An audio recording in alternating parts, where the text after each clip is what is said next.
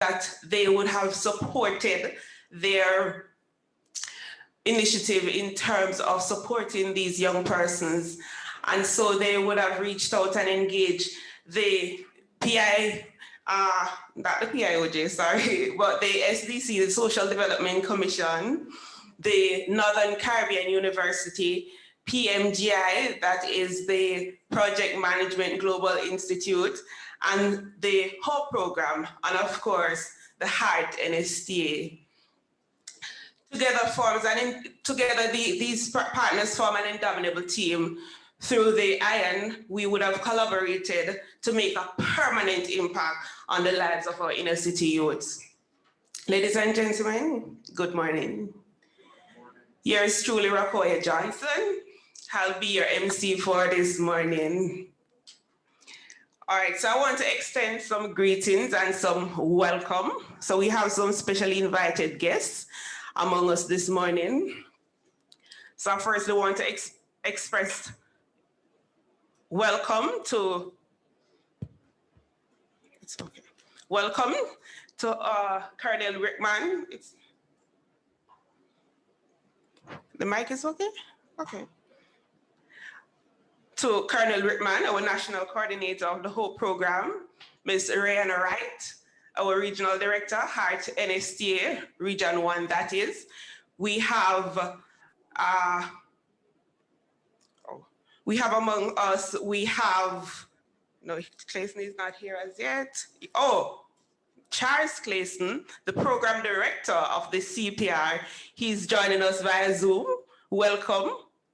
Is he with, he's with us? Yes, I'm with you. I'm with you. Welcome, Mr. Clayson. Thank you. We also want to express welcome to Dr. Wayne Henry. He is the president of the Northern Caribbean University. Oh, sorry. My apologies, Dr. Edwards, my apology. Dr. Wayne Henry is actually the Director General at the Planning Institute of Jamaica. And let me apologize, Dr. Edwards. No, you are Dr. Henry. And all right, my apologies. All right, so let us start again. All right, so let us do this right. All right, this is what virtual life brings, right? So we know everybody's name, but we know not the faces. So let us do this right. All right, so we have Dr. Edwards, all right? And Dr. Edwards is the president of the Northern Caribbean University. Welcome. All right, and then now we have Dr. Wayne Henry, and he is the Director General of the Planning Institute of Jamaica. Welcome. All right. Now, also among us, we have our CDC representative. We have Zan Locke, right? Also want to express welcome to our committee members who have remained so diligent throughout this process to this moment. I am seeing Charmaine, my mom would say the head cook and bottle washer. Welcome, Charmaine. We have Julian, who is representing PMGI. We have our SDC rep, Odika Horton, and Sir Hilton. Sir Hilton, welcome. I am seeing our committee member here from NCU, Hazel O'Connor. Welcome, Ms. O'Connor. And I also want to express welcome to the trainees that are among us this morning. And by no means least, I want to express welcome to our virtual viewers, our audience out there. Welcome for joining us this morning. Now, our objective for today really is to formally join our union, as we have started some time ago. And it really took us some lessons getting here. They say obstacles are what you see when you lose sight of your goal. And I believe that the committee really did not lose sight. We took every opportunity, every challenge as an opportunity to really learn some lessons. And so we are here now. So we went virtual, planning virtual, we went planning face-to-face, and now we are here, virtual and face-to-face. Yes? So we want to give thanks for that. So moving right into the program, I want to welcome Mr. Charles Clayton, who will be blessing this activity for us. Mr. Clayton will be joining us virtually to bless this session. Okay, it's my turn now. Good morning, everyone. Is everyone hearing me? Good morning, we're hearing. Yes, we're here. Good morning. Mr. Clayton.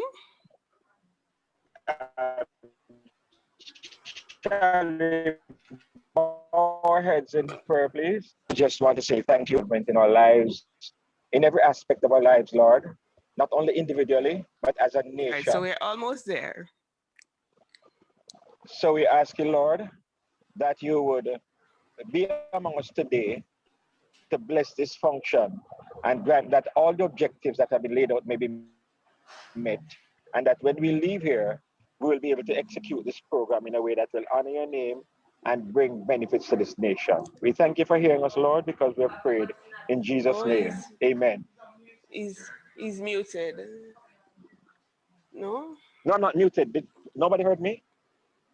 Yes, we Hello? heard you. We heard you. Mr. But Clayton, we're nobody not heard hearing me? you. I am not sure what's happening because I am hearing you, Mr. Clayton. You I'm just said that hearing you, Mr. Charles. Amen. Okay, well, all right. So let us just join in reverence nonetheless. Okay, I'll pray again. Again, Lord, we say thank you for having brought us together in this way to celebrate the launch of a program which we believe will be a benefit to our. Thank you for being involved in most of our lives, Lord, individually and as a nation. And we ask you, Lord, hear this.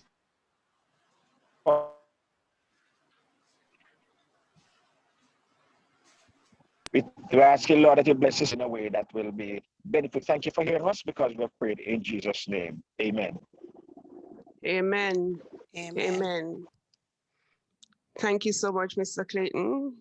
So this is the best way to start our day, right? You know, sometimes we take so much for granted.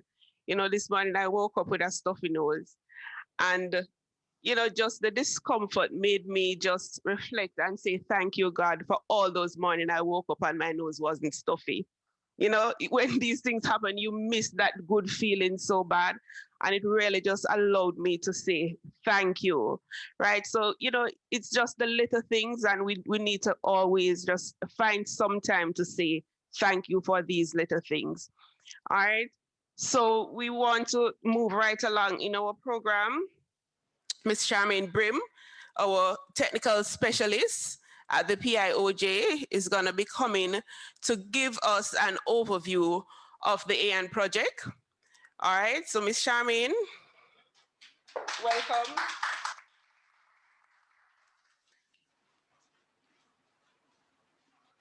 Thank you so much, Rakoya. Good morning, everyone.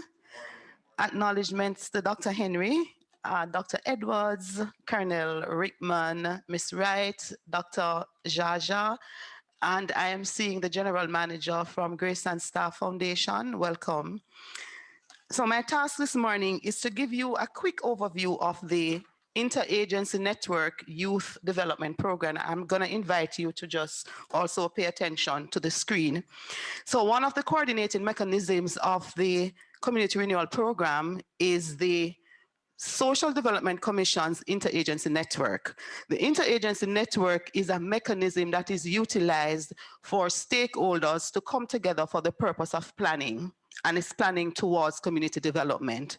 So the emerging from the Kingston Interagency Network meeting there was a recognition that there were gaps as it relates to youth involvement in the community development process, as well as the ability of CDCs to develop technically sound proposals. So the IAN Youth Development Program is a newly designed program of the KSA Interagency Network, which seeks to provide capacity building support to the community development committees, as well as to strengthen and motivate youth to become more involved in the community development process. The program therefore aims to address the low levels of youth engagement and involvement in the community development process and to address the capacity challenges of CDCs in the areas of project management and proposal writing. The goal is to transform and prepare a cadre of youths to become owners of their community development process and to strengthen the community development committees by equipping them with the requisite skill sets to carry out its role efficiently and effectively. So what are some of the outcomes we are looking for? We want to inculcate the community spirit amongst youth. We want to incorporate participants into existing structures in their community. The intermediate outcomes are therefore to increase the capacity of our CDCs in terms of proposal writing and to also increase the knowledge of project management and the community engagement process. The objective, therefore, is to increase youth participation in community development and to increase CDC knowledge in the areas of project management and proposal writing. And, you know, we're stressing that a lot because the work of the CDC as the decision-making structure in our community is critical, and their ability to be able to access the requisite resources, particularly financing, is very key. So the program targets youth between the ages of 17 to 29. We started as a pilot in the communities of Trenchtown and Tivoli, and so we were aiming to get 30 youth to begin this process.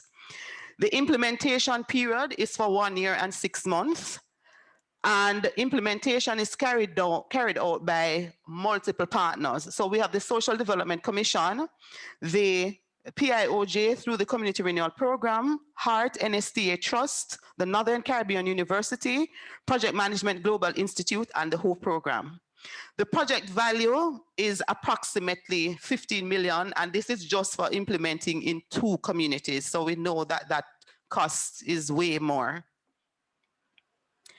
In terms of selection criteria, we focused, as was said before, on youth between the ages of 17 to 29 years, but they had to be high school graduates who had a minimum of 3 CSEC subjects or City and Guild qualifications. They should also indicate an interest in project management, demonstrate involvement or an interest in community development, and also had a leaning to be mentored. The CDCs are selected, of course, based on the community that we will target. So each community should have a community development committee. And if they don't have one, then this is why the SDC is important to the process, because SDC has a role in helping to build and strengthen the governance structure at the community level. In terms of the program components, so there are 4 components to the Interagency Youth Development Program. Component 1 looks at training, and it's training across 4 particular subject areas. We started with core skills training, which was administered by HEART NSTA Trust through the Career Services Unit. We have community engagement and leadership that is delivered by the Social Development Commission. Business administration done by HEART NSTA Trust, and development of community projects for implementation. And as we go on a little later, you will understand that the name of that is actually the accreditation that was developed by NCTVET. So this program will now be an offering under NCTVET. And the delivery of that is looking at the work that the Northern Caribbean does. So as trainers, they deliver the business model canvassing component, the introduction to project management, and the proposal writing component. And it also includes a practicum. Component 2 looks at project development and implementation. So the trainees would have gone through this process of learning, understanding business models, understanding project management, developing a proposal.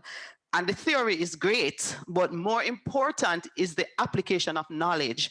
And so the project development and implementation now gives the trainees the opportunity to develop a proposal in keeping with a particular need in their community and implement that proposal.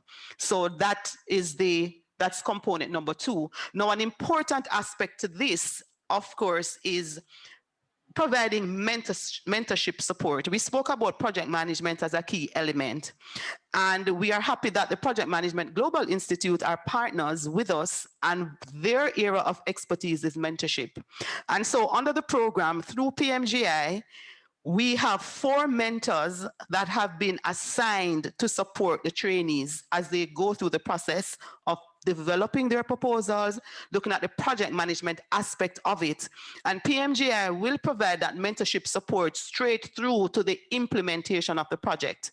So the trainees are able to access their mentors to provide, if they are developing the proposal and need some support, if they are looking at the project management aspect of it and need the support, then the mentors are on hand and has committed for the duration of the program to provide that kind of service, which we think is excellent.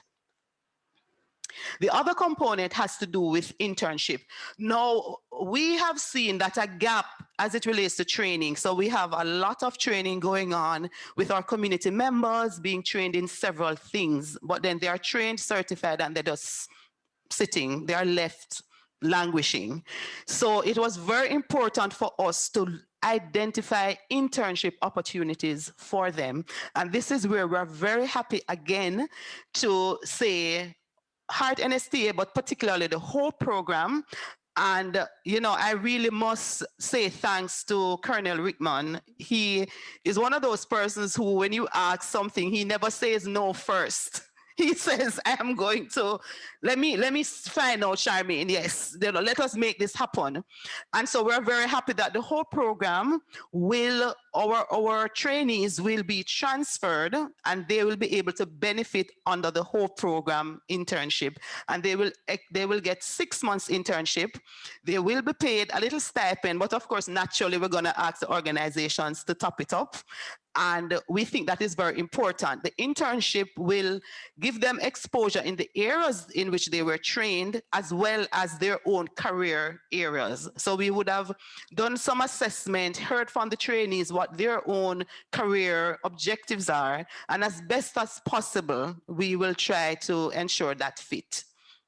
So, and then finally, it's very, very important that we monitor and evaluate. We tend to do a lot of output level checking. We're happy to say we trained 100 youth, but we need to know how effective a program is. We need to be able to evaluate as we go along. Rakoya would have mentioned before some of the challenges we had just in terms of executing.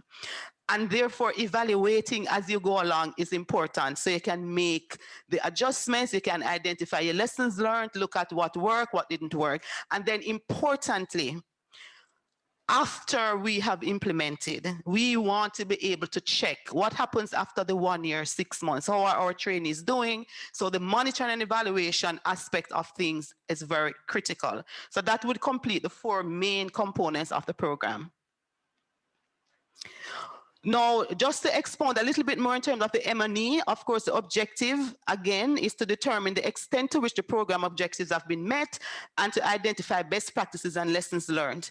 Now, the Community Renewal Program has a monitoring and evaluation framework, and the M&E will be conducted primarily in terms of certainly at the outcome level by the PIOJ, but we certainly invite that each of our partners who are involved in implementation, you should have, I'm assuming you probably have your own internal M&E structure that you also want to be able to feed into as well.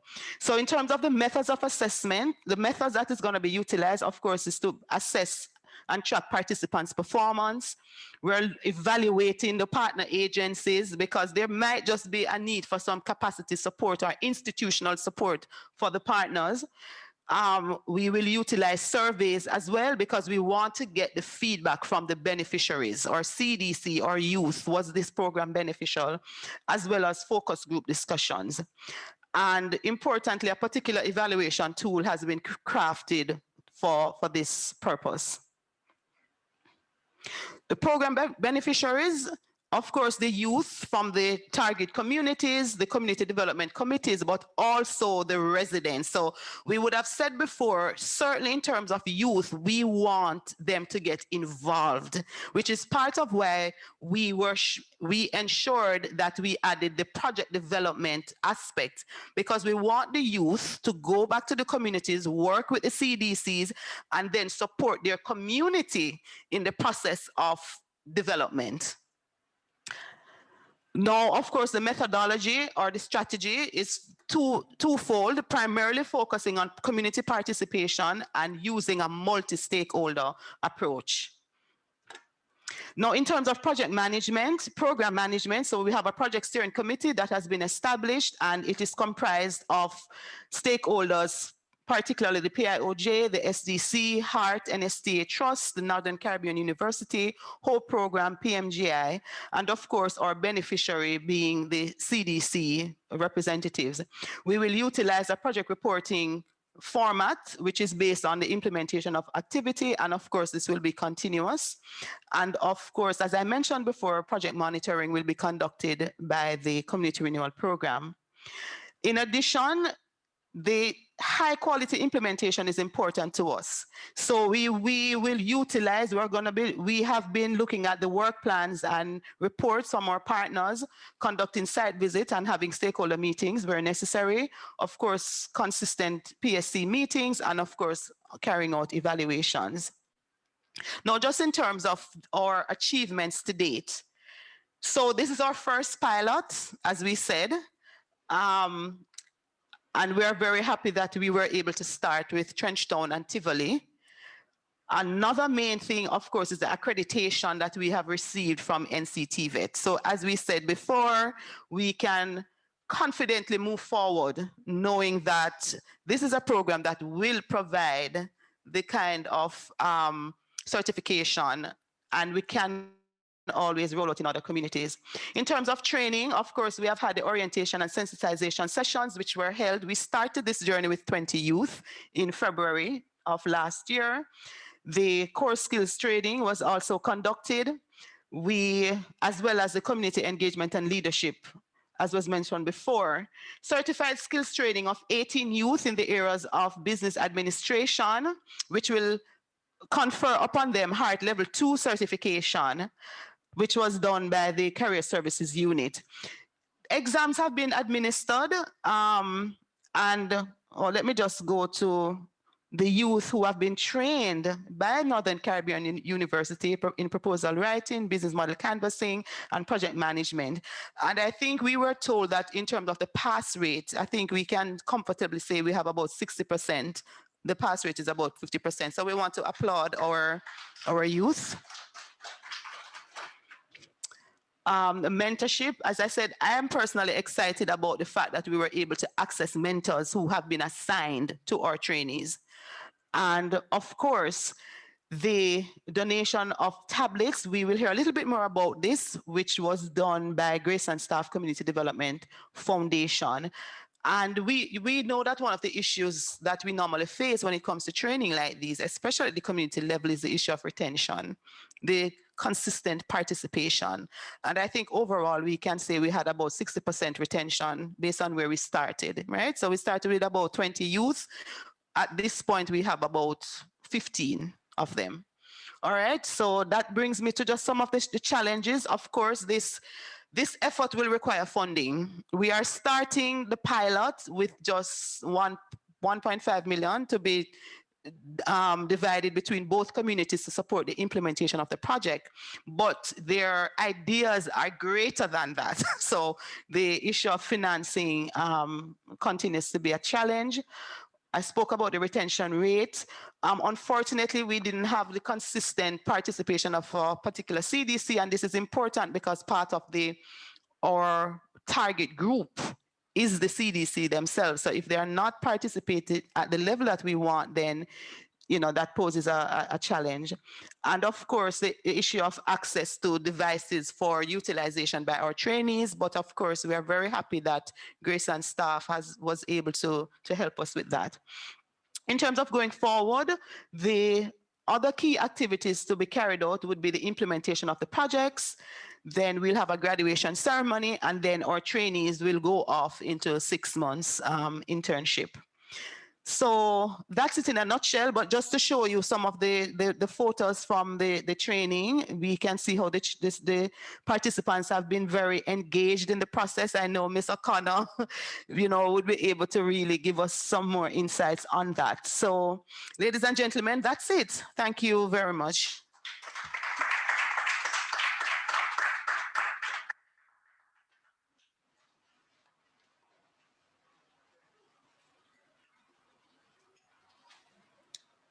Thank you, Charmaine.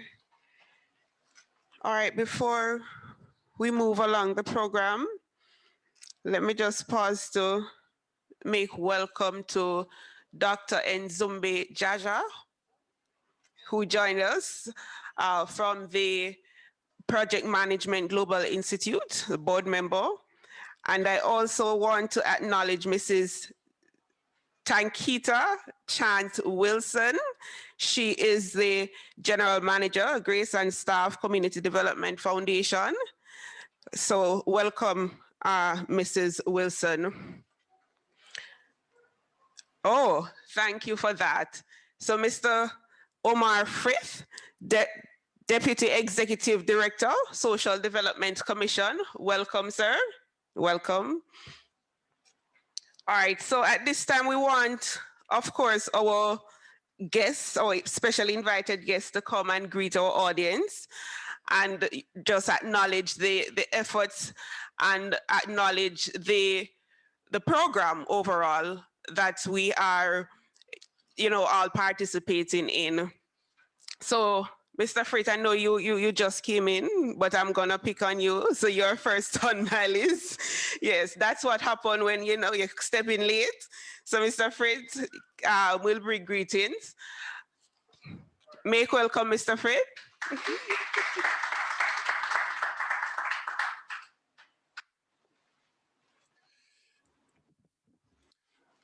I'm going to perhaps assume that all protocols were already observed in my absence. So permit me to just say good morning, everyone. So I've been rewarded for coming late. That's quite unusual. Let me, on behalf of the Social Development Commission, of course, commend the PIOJ and all the other members who have collaborated to make this project a possibility. But my greetings this morning will be most centered around our participants, so don't get jealous. But allow me to acknowledge the absence of our Executive Director, Dr. Dwayne Vernon, who also sends his greetings. And as we speak of the Interagency network, we know that all of us here is the choir, so I'm not even going to define that to preach to you. But just want to say to our participants, there are 3 things I want to share with you from both the SDC's perspective and from my point of view, that participation and collaboration speaks to 3 key things, and I don't want you to forget those 3 things. The first one is democracy, and this is something I'm passionate about. We just want to remind you, our young people, that democracy is not just your right to exercise your franchise. That's excellent. It is great to have an opportunity to cast a ballot once every 4 or 5 years. But the ultimate show of democracy is in your ability to determine that you can contribute to the future and destiny of your communities. And our democracy must be demonstrated in the institutions that facilitate your development, facilitate your empowerment, so that you can have a voice. You have a voice, but your voice must be heard. And so when you're trained and you receive these various certifications, they're not just for show. They are giving you an opportunity to participate and define how you see development in your communities, how you see development in yourself as an agent of change for this country. And ultimately, it allows you to ease back from the attitude of saying, when you see a problem in your community, what am I going to do about this? Rather, we are going to say, what are we going to do? Because you're empowered and you're a part of a democratic institution. And that's what empowerment is about. And that's what the IAN is really about, bringing participation, including yours. And secondly, that segues into the other thing I want you to remember, teamwork. We speak of collaboration and partnership in general. But one of my greatest mentors, John C. Maxwell, many of you may know him, a great writer. He speaks of the 17 indisputable laws of teamwork. And in it, he has what is called the law of significance, law number 1. And he says, 1 is too small a number for greatness. Nothing great and nothing of significance has ever happened by one person. And I will add, nothing great and nothing of significance can ever happen by one institution. And this is why, for us, this is not just symbolic. It is the essence of making change. Significance will require teamwork. And as you become empowered, know that you are not just one, but you are one of many. And many of you might already know of the African proverb or term, Ubuntu. I am because you are. And so as you are empowered, as you receive training, receive the input from these multi-sectoral approaches, know that you are one of many making a difference. And finally, leadership. We're not just leaders because we have titles and positions. You are leaders because you have an ability to go where no one has gone before and pave the way for others. And as you learn more and become stronger and better, again, I quote my mentor, ultimately, in the 21 irrefutable laws of leadership, he says, where the law of buying is concerned, law number 14, people buy into the leader first and then the vision after. I share that with you, youngsters, for a reason. Sometimes we wonder how it is that we're so academically excellent as a country. How do we have such excellent ideas? We can make the most impressive PowerPoint presentations. We can write the most impressive projects. And sometimes we wonder, why is it that we're not getting the buy-in we need? Because ultimately, people are looking at us, not the programs, not the vision. So the younger ones who are here with us, please remember, as you receive formal training, as you receive inspiration, make a commitment that you will make a difference. You will be someone that an individual will want to buy into, so that you can be authentic and share the vision of change. So that's my few cents on the participation that is here, demonstrated in the multi-partners here. And of course, all of us must do our part to continue to show what leadership means. Enjoy the rest of the day, and we look forward to continued collaboration and participation with you. Thank you.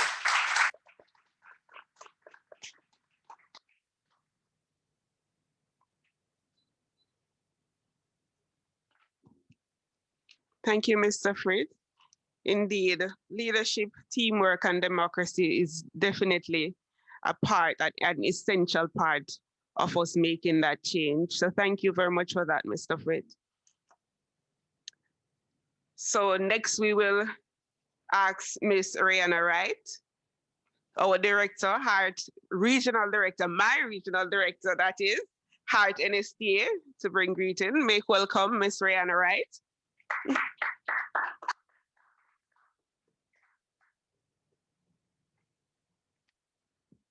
Thank you very much, Rokoya. And I want to say to Mr. Frith, I'm going to try to speak like you without looking down on the speech that was provided. I think you have put us on the spot today, and we're going to try our best to keep up. So let me just continue also by saying, observing all protocols, good morning, ladies and gentlemen. Today, for the HEART NSTA Trust is what we consider to be a beautiful union. HEART, we're in the business of empowering our human capital, but we can't do that without partnerships like these, whether they are small, medium-sized, or large. And this is what this partnership represents. We say to our youth, we will leave no one behind. Leaving no one behind means that we have to find them in their communities. And this is what this partnership represents. You know, we sit down and we wait on them to come to us because we believe that they need to be empowered, they need to be trained, they need to be certified, and all of that. However, sometimes they need us to come to them. And this is what this has done. So we just want to say thank you to the PIOJ for including us. Thank you, Dr. Henry, for including us. And we are delighted to be adding to this partnership by recruiting along with SDC. You know, SDC is community, so we can't go in community without engaging SDC. We can't go into communities without engaging the CDC. So along with them, we recruit the young people, we provide the necessary core skills training, and we talk a lot about core skills training, and it is so important, especially in the 21st century, because a lot of times we provide the technical training. However, the life coping skills that our young people may need to really function in society is so critical. And a lot of time, whether they go on to be entrepreneurs or they go on to serve in companies, or employers will say, we're going to do some training. Training is very important. Certification is very important. But when they come, we want to ensure that they can function with other people. And that is why we believe core skills training is so important. We also believe that we have to provide that bridge between being unemployed, unengaged, and now being in a formal working space. And that is why we believe that training on the job is so important. Internship is so important. So you see why I would have said before that this is a beautiful union, because this is what the HEART NSTA Trust does. So when the PIOJ came to us and pitched this partnership, I mean, we didn't even have to think about it, because, this partnership was helping us to continue to fulfill our mandate. So we continue to provide, or to give the commitment that for as long as this partnership continues, or if there's a new partnership that provides this same kind of opportunity, the HEART NSTA Trust will be here. We'll be here to partner with you, our stakeholders, to ensure that we serve our young people, because they are the future, and our mandate is to ensure that we serve them to the best of our abilities.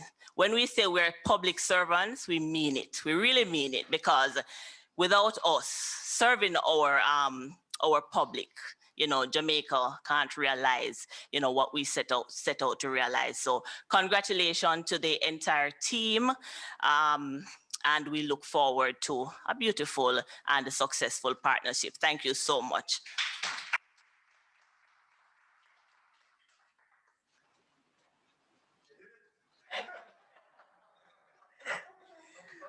Yes, she did. Thank you for that, Ms. Wright. All right, before we move along, let me just pause to welcome the Deputy Parish Manager, Judith Taylor, from SDC. Welcome, Ms. Taylor. All right, so moving right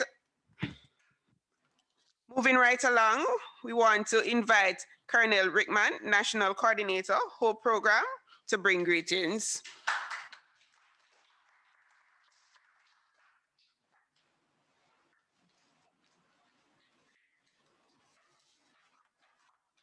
Well, quite a standard have been set between Omar and Rihanna. I won't even go there.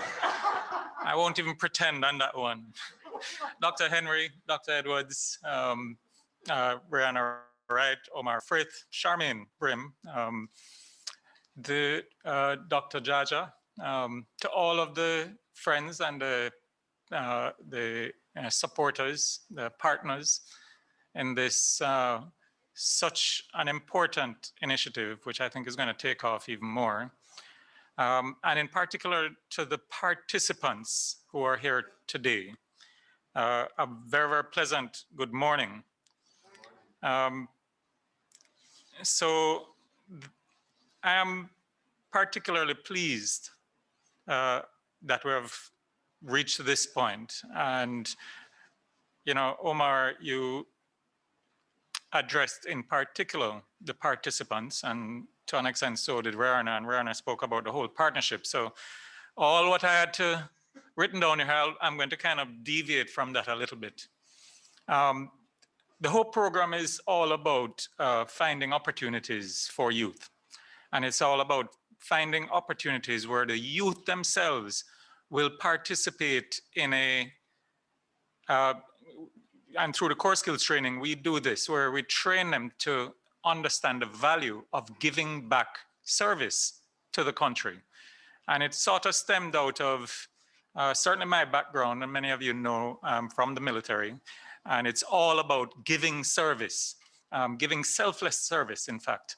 And whereas, you know, you don't expect everybody to be given, you know, multiples of years of thing all the time, but giving service nonetheless. And this particular program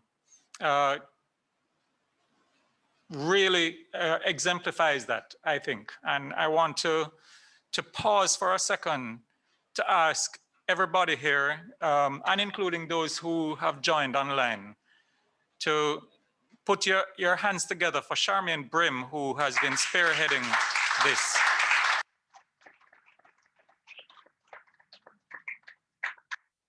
And I know, you know, she said that, you know, I never say no, but Charmaine has always been there. How could you say no to somebody like Charmaine? So I want to thank you and the entire team who have been working on this. And I'm not going to go through all of the names and so on, because, you know, it has been exciting watching it progress to this point. So I want to encourage that as we go through this and as sort of a pilot, and we make it public and we see the results of it, and we're going to see the results of what you, the young people, are going to be contributing towards your community to set the example for others to follow. And I think that is really, really critical, that if we get more and more persons to be following suit, you're right, we can do so much more as a country. So again, I'm not going to take up any more time. Just to say thank you for the partnership. Thank you to the team that has put all of this together. And good luck to the participants as they go through this program. And I look forward to this wonderful partnership. Thank you very much.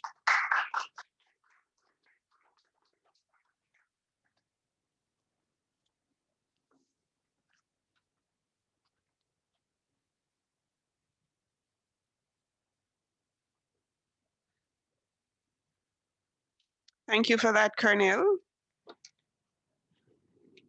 Our next guest, and let me just publicly apologize. On our program, we have Miss Jaja. So I want to correct that. It's actually Dr. Jaja.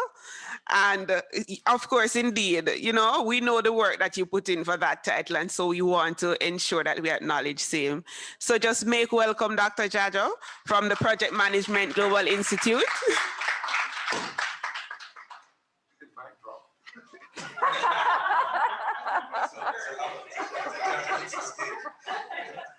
I am in the high risk category, big time. I don't do public events. Only this initiative could really get me out here. This is my fifth. This is my fifth public event since March of last year. So that and that, you have done a lot. So please allow me. Allow me. This is what they tell us to do, you know? Isn't this what they tell us to do? Yes? And then at church, now that we're going back to church to have these things, they give people individual mics. Enough people touch us, you know, since morning. Not true, not enough people touch us this morning. And most of us, when we have it, we are asymptomatic. Not true. No, this is an example of the care that we need to take in this kind of environment, because one little slip up can make the difference between health and sickness. And two, I not get my vaccination yet. I register for my vaccination, but it's gonna take a little while for them to get around to me because I'm not in the healthcare. You would have really taken this from me, Colonel. You is an angel, you see? That's what we call hospitality. So I want two masks. The one like Dr. Henry's own is for function. This one is for style.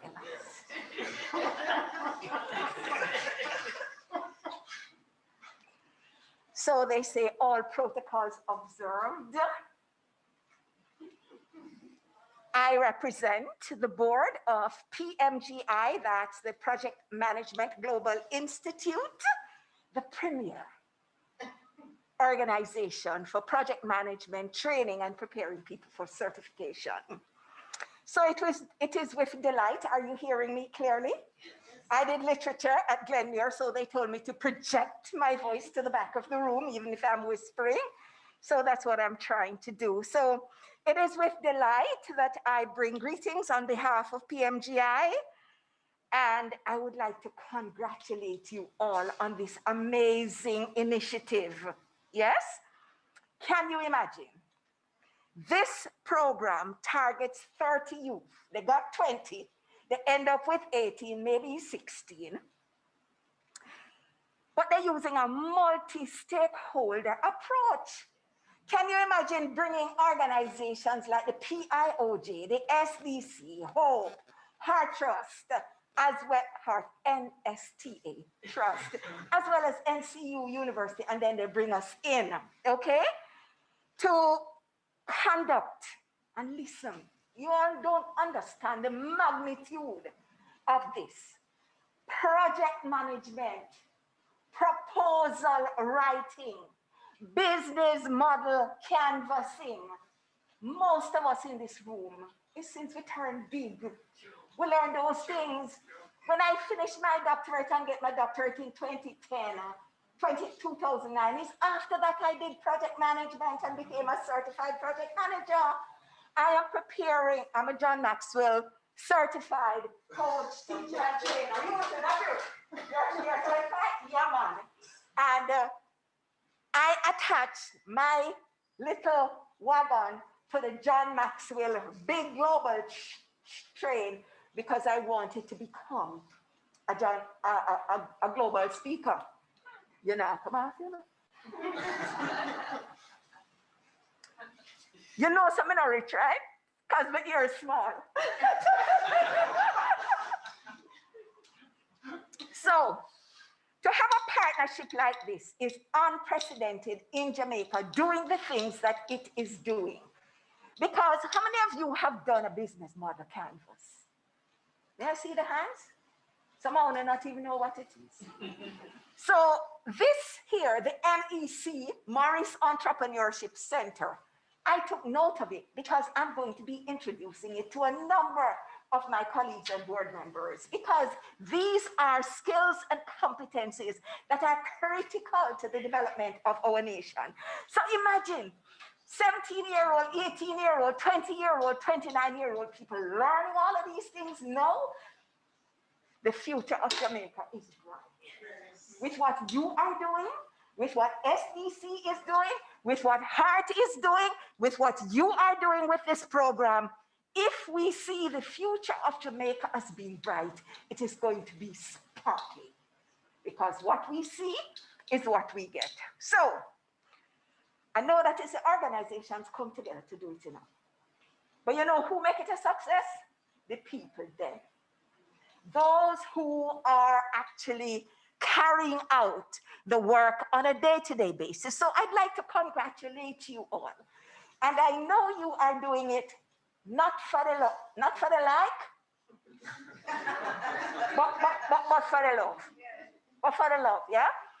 Because you see the value of something like this. And so I know Mr. Frith, you address the youth, but I want to address them too.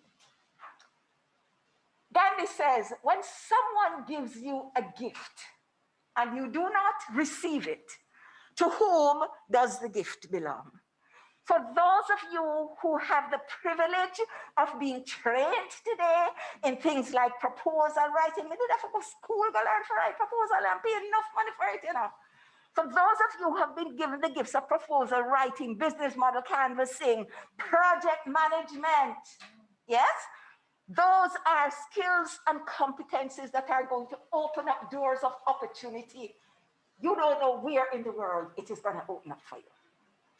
So I'm begging you to receive these gifts with gratitude and love, but not only receive them, use them well. To the extent that you practice these skills and competencies that you are being gifted with today is the extent to which doors of opportunity will open up for you to soar like the eagle that God created you to be. It is no accident, students, and I don't know where you are listening to me, that you are in this program. But what I would be recommending to you, don't confine it to this little small geographical area in Kingston right now, you know. Come on, you know.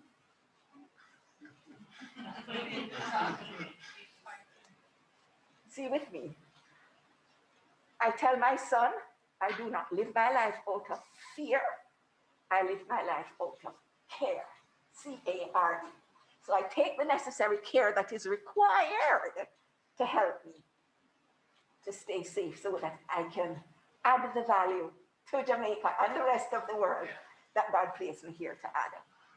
So I am saying, don't confine it to this little geographical space.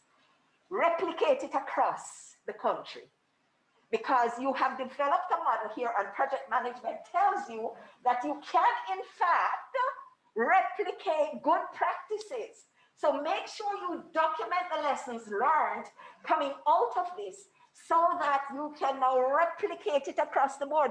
So start a little pilot somewhere else in the country and somewhere else in the country, so that within a very short time, this becomes the benchmark for a number of countries in the Caribbean and other parts in the world.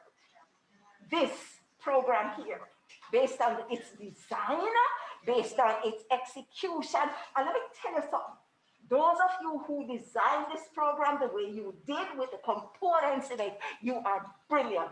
I don't know who Uno is, but you are brilliant, yes? And don't take it for granted, because God lead you here, God gave you the insights, you obeyed, and you stepped into it, and look at what it is that you have created. But don't allow this creation to just be for Tivoli and Trenchtown and maybe another group, another pilot group. Start replicating it now. And you're never get it perfect. Don't wait until you get it perfect to replicate it across Jamaica, because this is where the value is going to come. And then showcase it to the world. Yeah. Showcase it. This is absolutely brilliant. And so, we don't know, you know. Yes. And so, PIOJ is extremely grateful. Mine. Use mine. PMGI is extremely grateful for this opportunity to partner with PIOJ, SDC, HEART NSTA, HOPE, and whoever else. We are very, very, very grateful that you saw us worthy to partner with you. The future of Jamaica is bright as a result of this initiative. Thank you.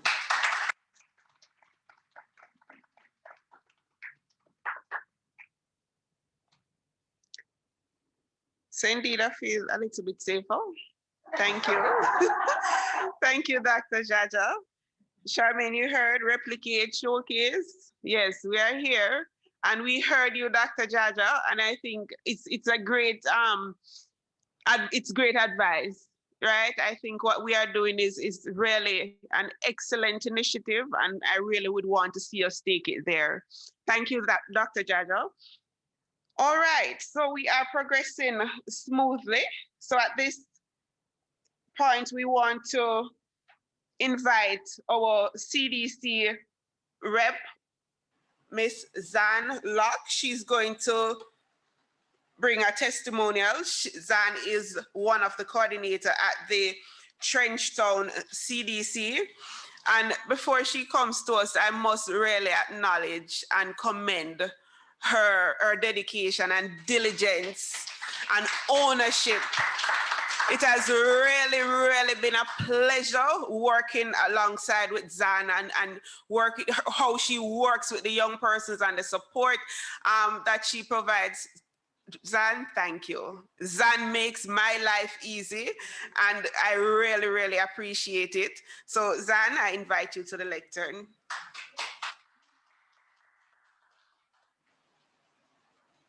Thank you, Ms. Johnson. Good morning, all protocol observed. Good morning. It has been an honor and privilege to have been able to be a part of the groundbreaking Interagency Network Pilot Project, IAN program, and to be one of the first communities which in Trenchtown that the program is being tested in.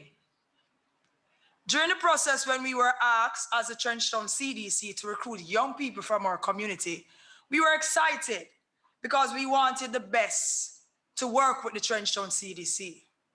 The task, however, wasn't an easy one because of the nature that youths have a tendency to be reluctant to opportunities. Nonetheless, we were able to cross that hurdle and we recruited 10 participants, but only 8 were serious and to work and to give back to their communities. Throughout the past year, this program has helped the Trenchtown CDC to grow in an infinite way, working with young people and developing their skill set to become more employable has all allowed me to meet some of the most incredible, hardworking, driven young people. Being one of the main volunteer supervisors supervising the team wasn't an easy task because of the different emotions and personality of our apprentices. I find myself down a roller coaster. Notwithstanding that we appreciate their crave and willingness to learn and adapt, which is quite remarkable. And that makes us very proud. In turn, it has challenged me to be more patient and to be appreciated of the development of the partnership and the relationship we have built that will make us stronger to serve the community at large. Working close with the program, we have seen participants and the staff of the Trenchtown CDC have grown from strength to strength. And the participants have learned how to be more confident individuals. They have emerged as leaders who is more receptive and understand the needs of others and demonstrate how to be positive role models for themselves and their peers within their community. One of the participants has shared the program pushed me to further develop my profession, culture, humility, communication skill, time management, skill, and other administrative skills. We as a Trenchtown CDC believe that the IAN program offers great opportunity and has helped build the Trenchtown CDC, which is limitless. The organization is able to create a youth arm to the Trenchtown CDC that targets youths from the community. And also, we want to say thanks to the accredited courses such as the business management, the core skill, the project management, which is remarkable that our young people get an opportunity to get these. There are, however, pitfalls that can be assessed, and that's why we say it's a pilot, because we're in the seat. With closing, we want to say thanks to the IAN program and our stakeholders for taking a chance with us to be a part of the partnership. And I know this program will continue to go far and help so many communities. And with that, from the Trenchtown CDC, we say thank you.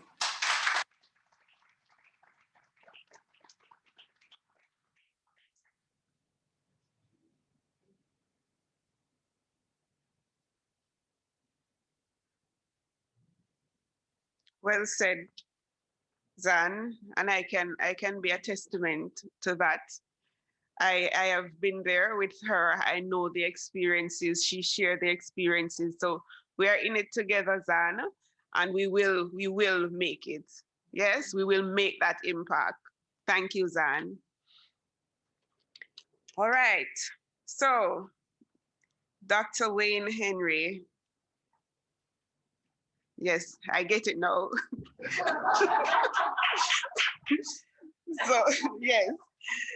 So, Dr. Wayne Henry is the Director General of the Planning Institute of Jamaica. And at this time, we want to invite him to make a short remark and greetings to the audience. Thank you, Mr.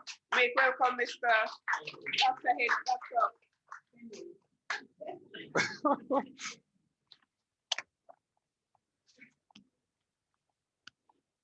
So, Madam Chairperson, Ms. Rakoya Johnson, Industrial Liaison Officer at the HEART NSTA Trust, doing a tremendous job, right?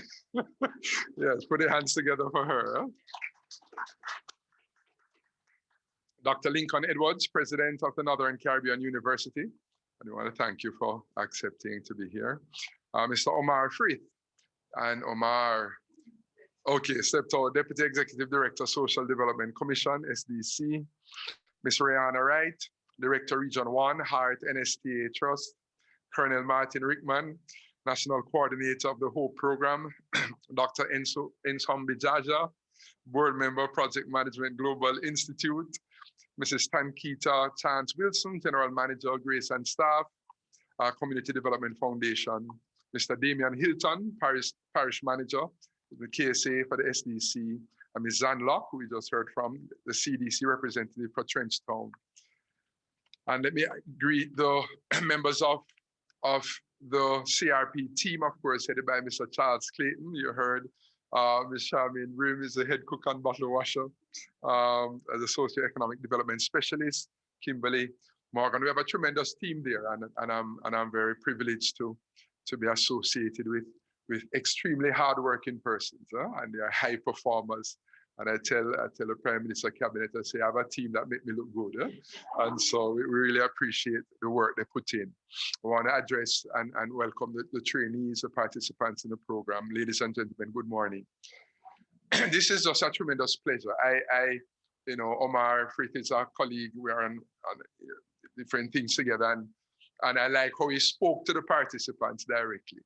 And if you know me, you know, I have that tendency to want to come off script and just talk to you about the importance of dreaming and having the vision and persevering when it gets tough to keep going.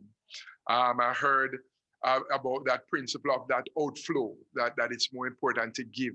You learn a lot by what you give, and it helps you to develop. You know, the Bible tells you about, you know, the woman with the little oil, that as she poured what she thought was a little oil, as many vessels that she poured into were filled.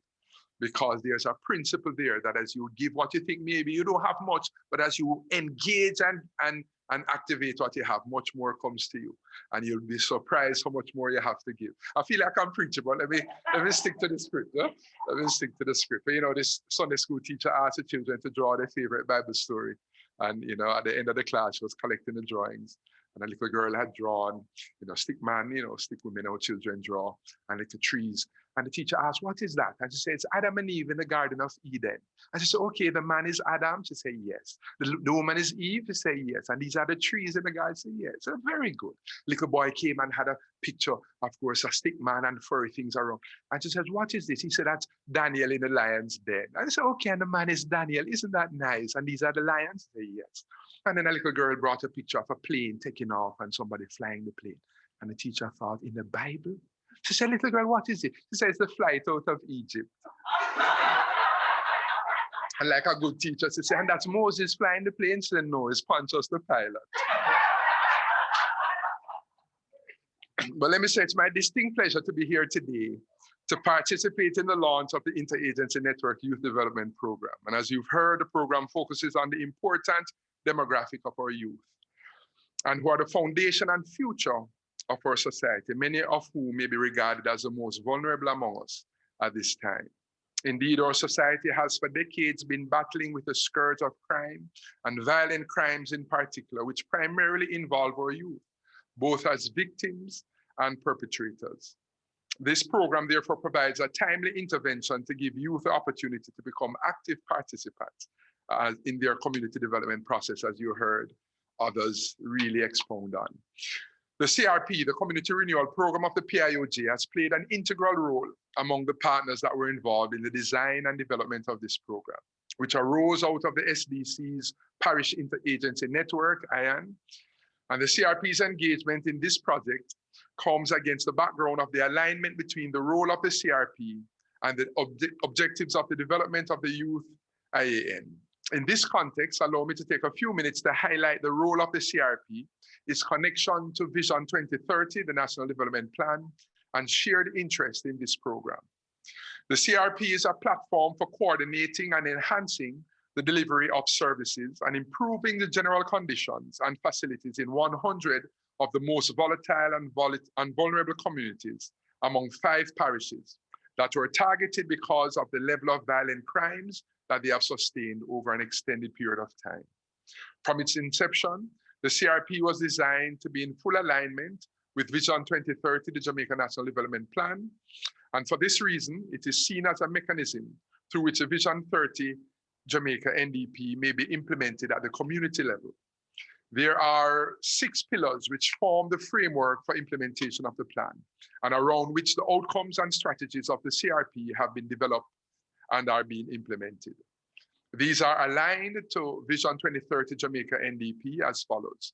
Governance is aligned to National Outcome 6 of Vision 2030, that's effective governance.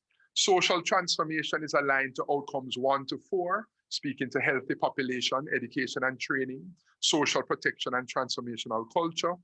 Safety and justice is aligned to National Outcome 5 and 6, which speak to security and safety and effective governance. And physical transformation is aligned to outcomes 13 through 15, which speak to sustainable management and use of our environmental and natural resources, hazard risk reduction and adaptation to climate change, and sustainable urban and rural development.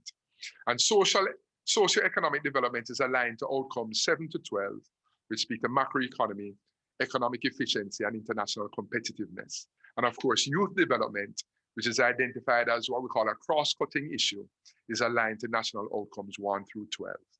And this pillar, youth development, also provides a nexus between the CRP, the National Development Plan, and the Youth Interagency Network.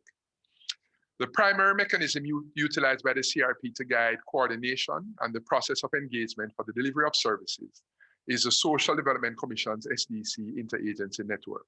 The role of the Interagency Network is to provide a common space for partner agencies to address critical issues that require intervention in communities to facilitate their transition towards renewal.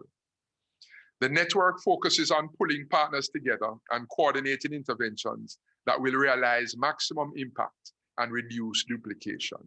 In this forum, community priority issues are discussed. Partners are able to share their program of work, which should and could bring together solutions to address specific issues, as well as identify specific interventions under the 6 pillars of the CRP that may be needed to close gaps in implementation and to support the prioritization of critical interventions. The Youth Interagency Network Development Program, IANYDP, builds on this resource by providing an opportunity for youth to engage directly by highlighting and addressing issues of importance to them and in coordinating and planning interventions that are youth-focused. In summary, the IANYDP is a newly designed program of the Kingston Interagency Network, KSA IAN, which seeks to provide capacity building support, as you heard, in the areas of project management and proposal writing to the community development committees, CDCs, among the targeted committees, and 2, strengthen and motivate youth to become more involved in the community development process. Despite the constraints brought about by the COVID-19 pandemic, to date, 20 youth have been trained in the first phase of this program, and there is more to be done as outlined in the project overview, which was shared earlier. I sincerely hope that all who are able to benefit from this program will fully utilize its opportunities and in turn become an inspiration to other youth who may be needing motivation and direction to chart a better future for themselves. I close by offering congratulations to the partners who contributed to the design and implementation of this program, and to the youth who have taken the opportunity to participate in this phase of it. I have every expectation that it will be a resounding success. The pledge, of course, the continuing support of the PIOJ as it continues to forge a path of inspiration for our youth as we continue to work to make Jamaica the place of choice to live, work, raise families, and do business. Let me thank you, and God bless you all. I say also, of course, Sophie as a part of the team at the CRP.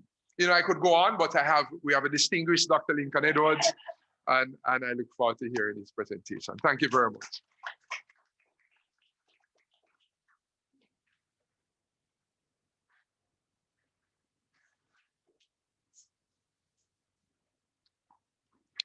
Thank you, Dr. Henry. All right, so we want to now acknowledge and invite two of our apprentices who are currently participating in the program to give their testimonials. So today with us, we have two representatives, one from the Trenchtown community, which is Devonte Thompson, and we have one from the Tivoli Gardens community, Simone Simpson. So as we would have been cultured ladies before gents, so I'm going to invite Miss Simpson. She is an apprentice, current apprentice in the under the IAN project from the Tivoli Garden community. Welcome, Miss Simpson.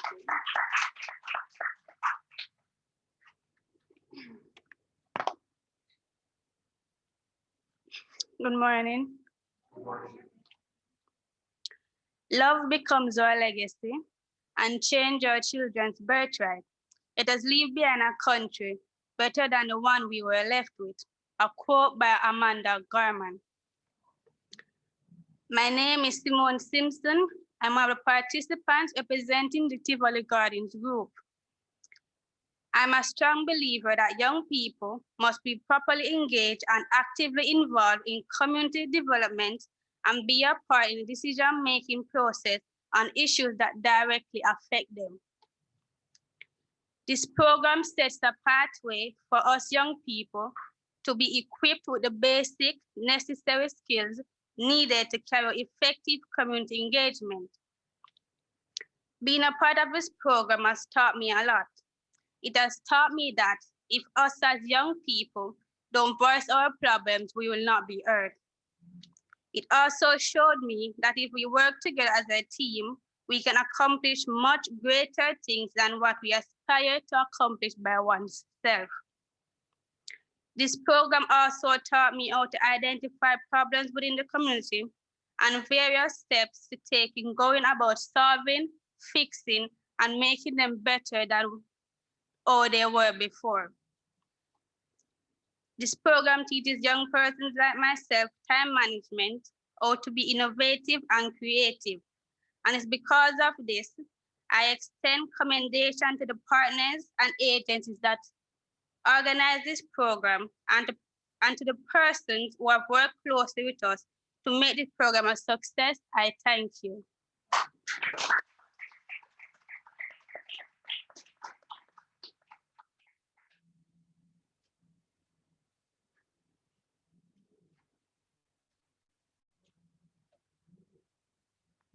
Indeed, when you see growth and transformation, for me especially, you know, working with young persons, it's a personal thing for me. I feel as if I really have achieved. And you know, when you know where they are coming from and you see where they are and know where they are heading, it's a personal success.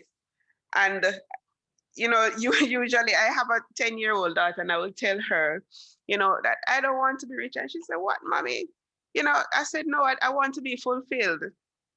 You know, and so that is how I want her to be cultured. You know, not to for her success is money. Yeah, that is what they see on the internet. success is money. For me, it is really fulfillment. And this is what makes me, this is a part of what makes me feel fulfilled. Thank you, Ms. Simpson. All right, so now we want to hear from Mr. Thompson. Devonte Thompson is representing the Trenchtown community. Welcome, Mr. Thompson.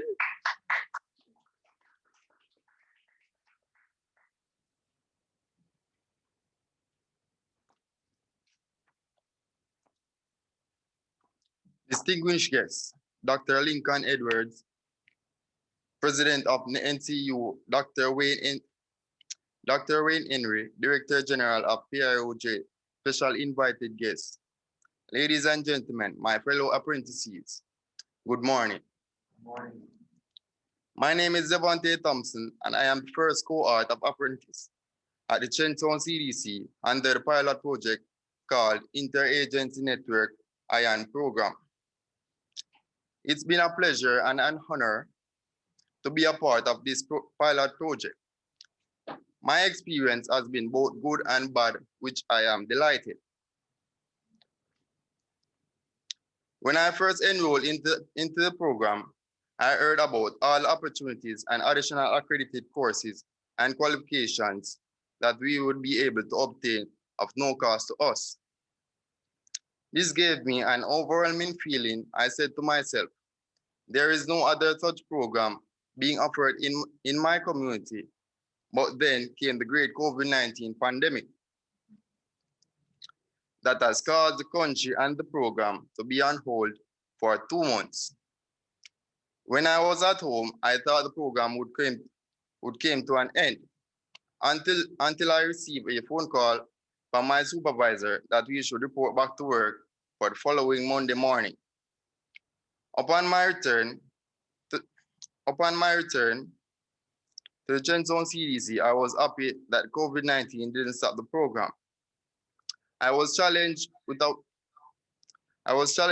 work portfolio to develop the Youth Council, which is the youth arm of Kingston CDC. By doing so, I had to recruit 25 youths from the 5 districts of Kingston, ranging from ages 15 to 25.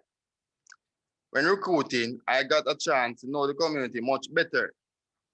My first challenge under my work portfolio was host a football competition and recruit youth for the young people for the youth council. I was so nervous and frustrated at the same time. On the day of the football competition, we didn't get a full turnout, but we did get, because of the COVID-19, but we got a chance to recruit more youths for the youth arm, which I was delighted. Because of this shows community spirit and networking. My experience has came a long way. I had to learn administration, how to seek sponsorship, and do a lot of networking with our community stakeholders. Another part of the many projects of the Kingston CDC is their social enterprise, which includes a restaurant and a wholesale, where I was given the opportunity to showcase my talent as a chef in the restaurant. The workshops such as life skill, project management, and business management have also given me an opportunity to meet new people and gather more information for the future. The project assignment, on the other hand, was a bit frustrating for me to complete because of the limited amount of time given, but nevertheless, we overcame it with all the motivation and training received from our supervisor and facilitators. Last but not least, the Kingston Youth Arm and Artisan hosted its very first Youth Council and Artisan Fair. Before the fair, it was very frustrating because of the time we started to ask for sponsorship and many organizations were not responding. Nevertheless, we got the maximum amount of sponsorship needed to cover the event. In the end, I learned a lot about my community and developing business management and project management. Now I want to take the time from my fellow apprentices and myself to thank you all for giving us this opportunity, and I hope the program will continue to benefit other youths of the inner city. Thank you.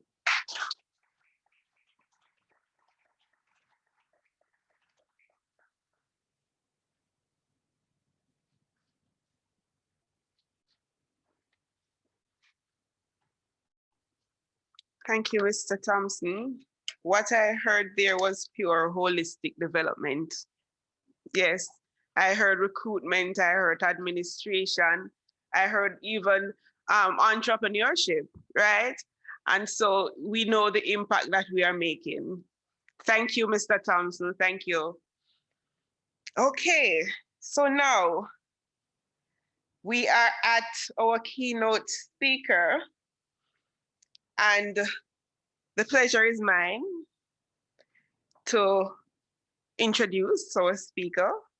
Our guest speaker comes to us as the 24th president of the Northern Caribbean University. He's a graduate of the University of the West Indies in 1985. Wow, was I even born? Where he earned his bachelor degree in chemistry. In 2009, he completed his Doctor of Dental Surgery at the Loma Linda University School of Dentistry in California. He also holds a bachelor in chemistry as well as a Doctor of Philosophy degree. He currently serves on 3 American Dental Association Test Construction Committee and is secretary of the American Dental Education Association section on the oral diagnosis.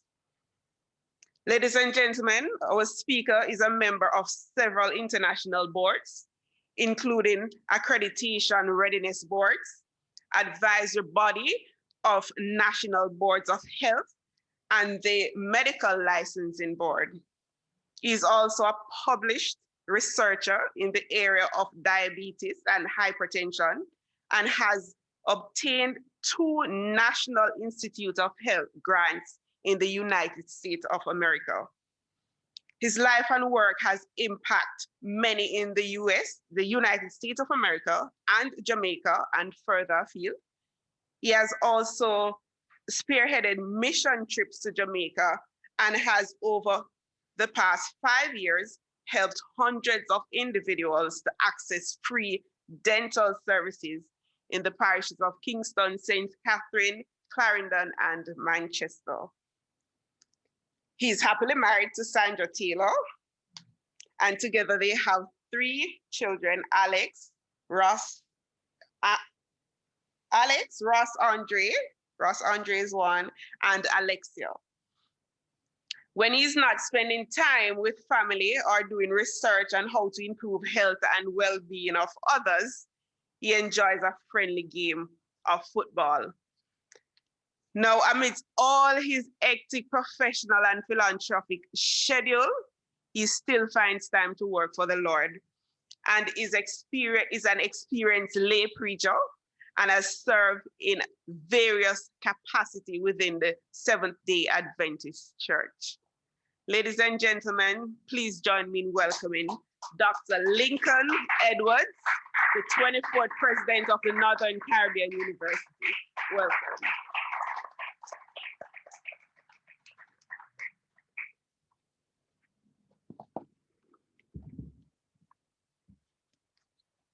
Thank you, Rakoya, for your very kind words of introduction. And ladies and gentlemen, good morning. Allow me to acknowledge the partners in this interagency network. Dr. Wayne Henry, Director General of the Planning Institute of Jamaica, and thank you for your invitation, sir, I appreciate it. Mr. Omar Frith, Deputy Executive Director of the SDC, Ms. Rihanna Wright, Director, Region 1, HEART NSTA Trust, Colonel Martin Rickman, National Coordinator of the HOPE Program, Dr. Naomba Jaja, board member of the Project Management and Global Institute, and of course, Ms. Hazel O'Connor from the Morris Entrepreneurship Center at the Northern Caribbean University. And other ladies and gentlemen, I am delighted to be here. I have spent my entire life working for the cause of young people. When I left the University of the West Indies, my first job was a teaching assignment at Arden High School, and I spent 4 years there. And even when I was a student at the University of the West Indies, there were several institutions that needed teachers, and I took part-time jobs there. So I have taught at Arden High School, St. Catherine High School, Jose Marti High School, Bel Air High School, Community College, San Bernardino Valley College in the United States and other places.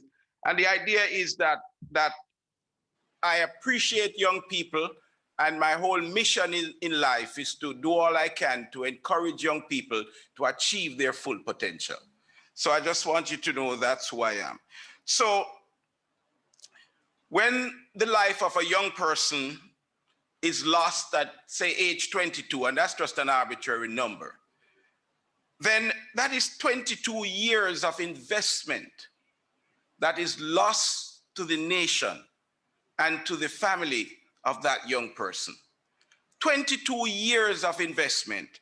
And at the rate at which we are going in Jamaica, where our young people are dying, no country, however rich, can sustain that level of loss of investment. None.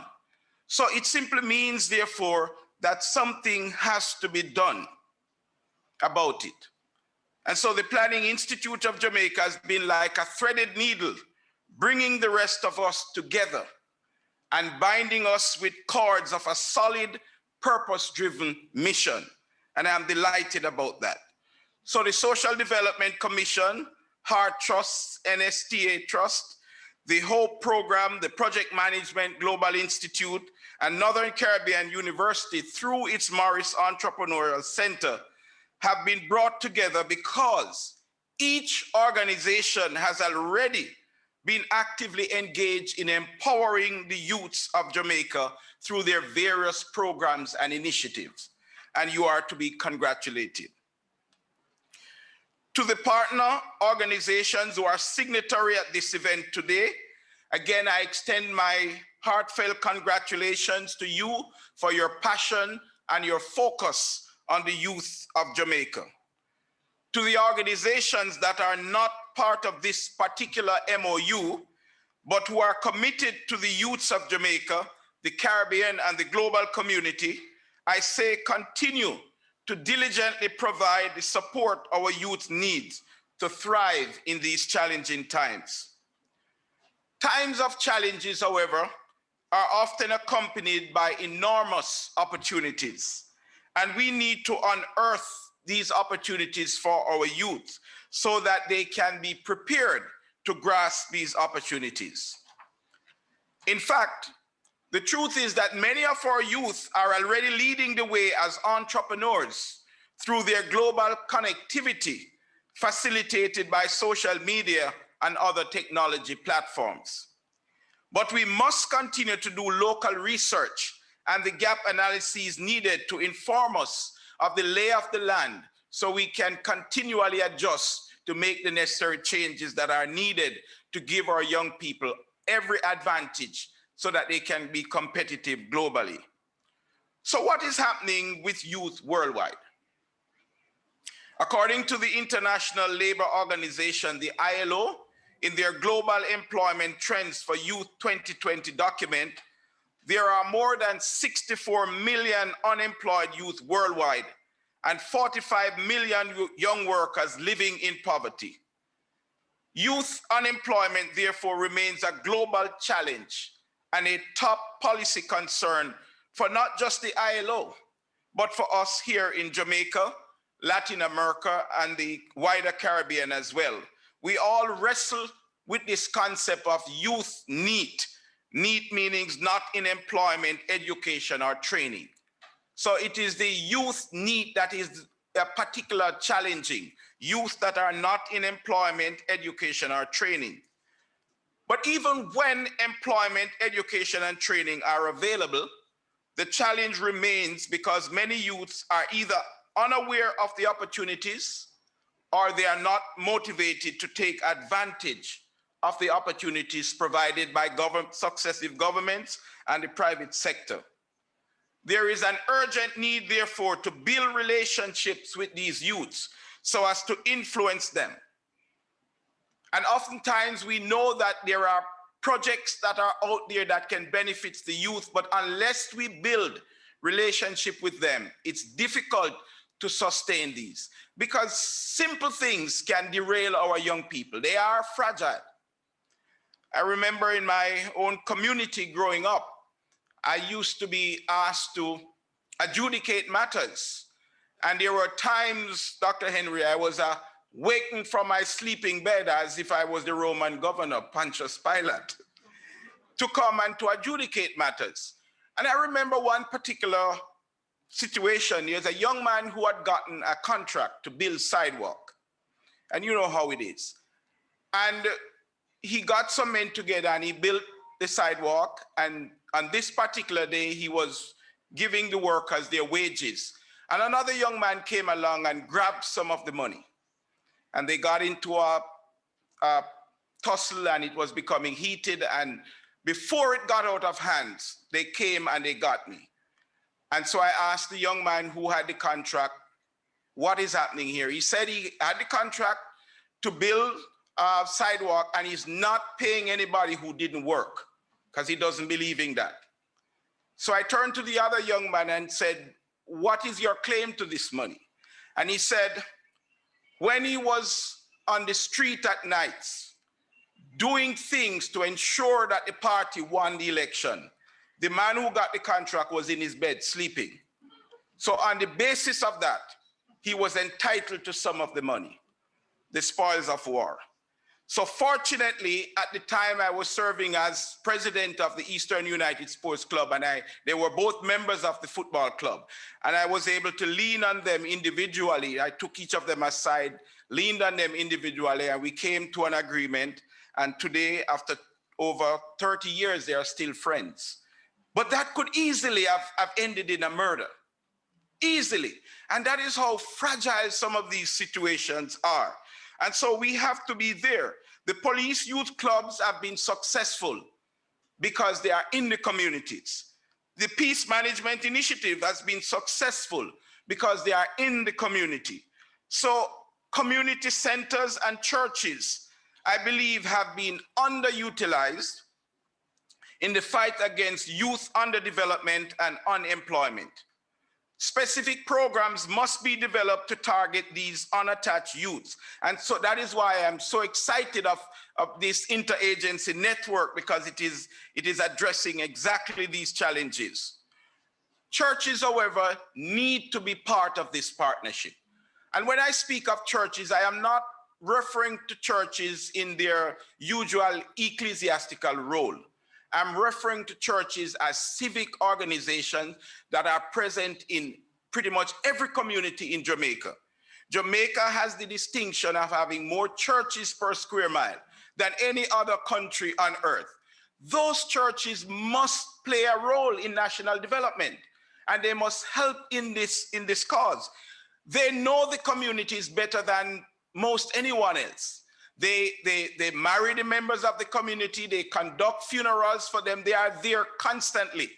And so they are an important asset that needs to be recruited in this fight.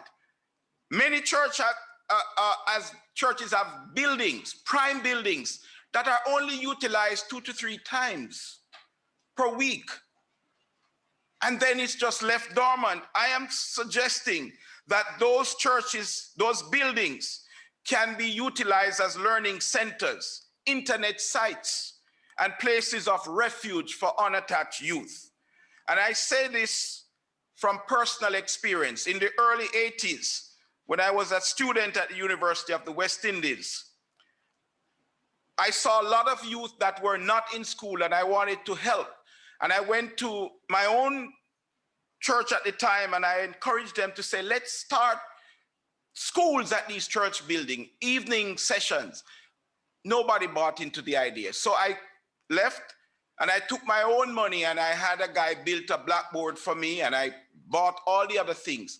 And I went to the community and I said, anyone who wants to learn mathematics or chemistry, because those were the subjects I could teach at the time, mathematics and chemistry. And every Wednesday and Sundays, evenings, I would teach maths and chemistry. And people from the community came. And some of those persons, that's where they passed maths. And some of them are in Canada now as nurses. Others are in the United States. But that's where it started. And that was in the early 80s. So we have got to remain in the community because there are always people there willing to learn and are willing to move forward in life, and we must not give up on them. So we have got to get our youths from violence to vision. And I propose that a way be found to provide grants to the various churches specific for youth development programs. Valuable human resources reside in all of our churches. We have professionals there, teachers and other professionals. Those persons, they can be mobilized to form a shield around our youths and engage them in positive life-changing activities. And a source of income can be provided for these individuals so that it is sustainable. Some time ago, 2017, I think, I saw a young man who I hadn't seen for over 26 years. And I engaged him in a conversation, and when the conversation was ended, there was an elderly gentleman who was watching what was happening.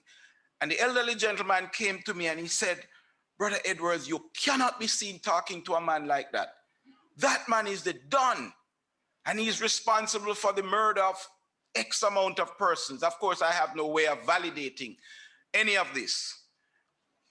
So I appreciate the concern of the elderly gentleman.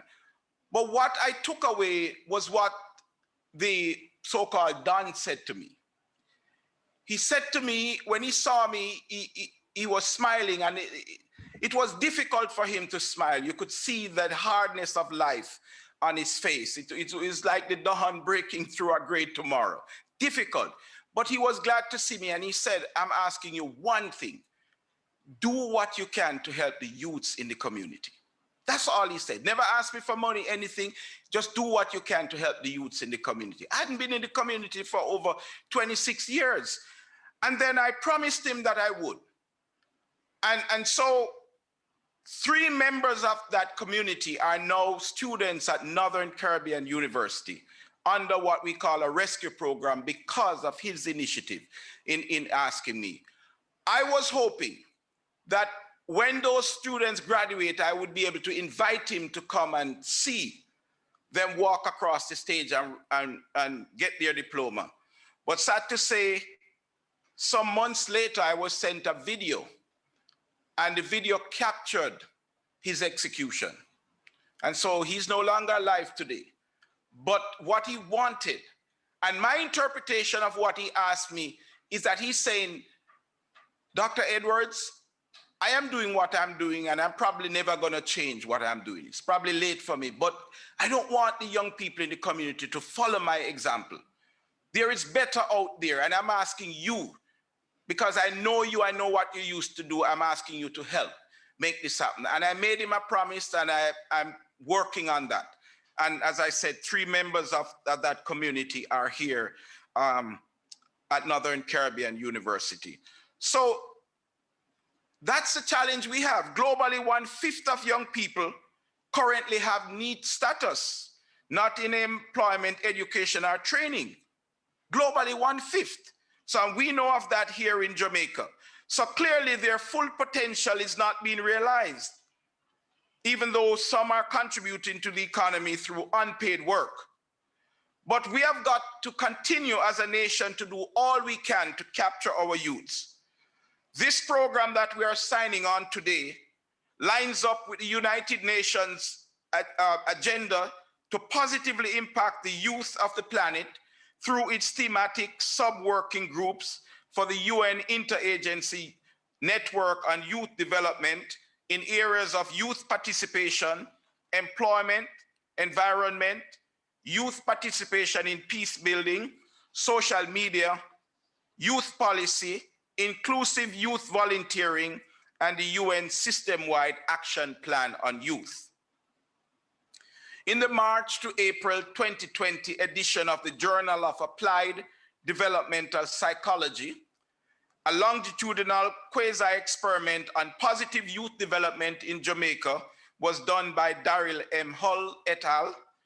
And it reveals the following. One, unattached youth pose serious problems for developing nations.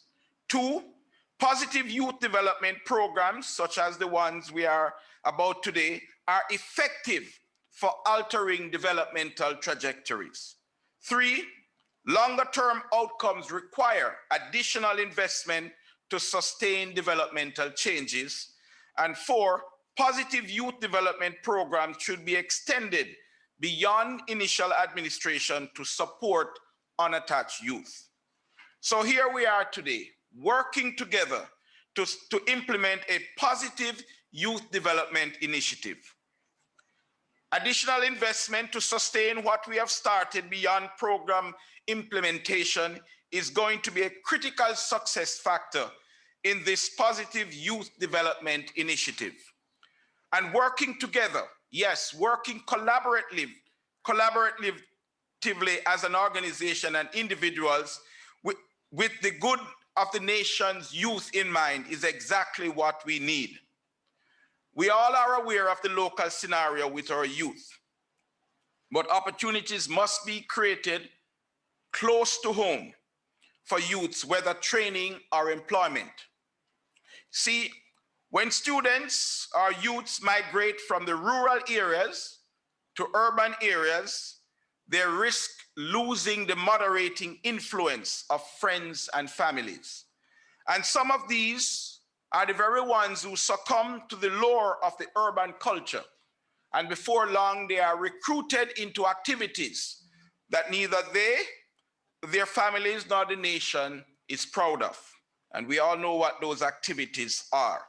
And so the proper infrastructure must be placed in these rural areas so that the youths can stay close to home and receive the influence of friends and family until they are truly ready. In 2018, 2 institutions from Jamaica, one rural and one urban, placed first and second in the International Business Model Competition from among over 6,000 teams. And when you consider that the 5th place team in that prestigious competition was the mighty Johns Hopkins, then you understand the full potential of our youths.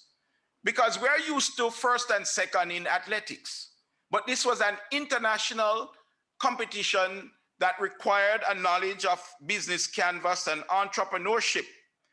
And Jamaica placed first and second.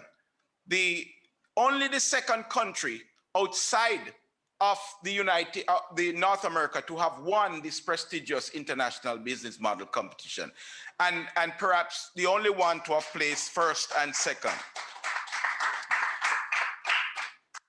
And it took the combination of an urban school and a rural school to do this on behalf of the nation.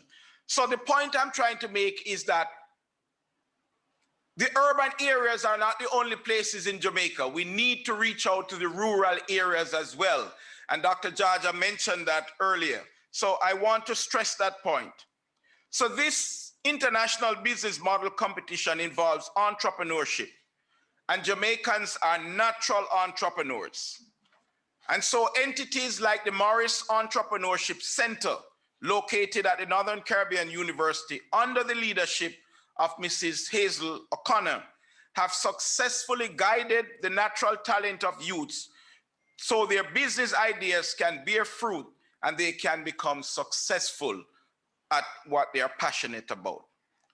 The Community Counseling and Restorative Justice Center is another outreach arm of NCU that works alongside governmental organizations such as the Victim Support Unit and the Center for the Investigation of Sexual Offenses and Child Abuse and others to provide intervention, restorative justice, and a plethora of other services, including empowerment training seminars relevant to parents, youth, and children.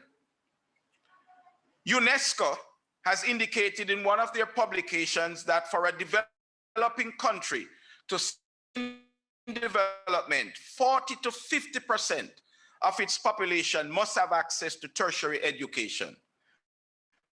Well, in Jamaica, we are assume less than 20%. So we have a long way to go towards sustainable development. This means that government institutions alone cannot fill the gap.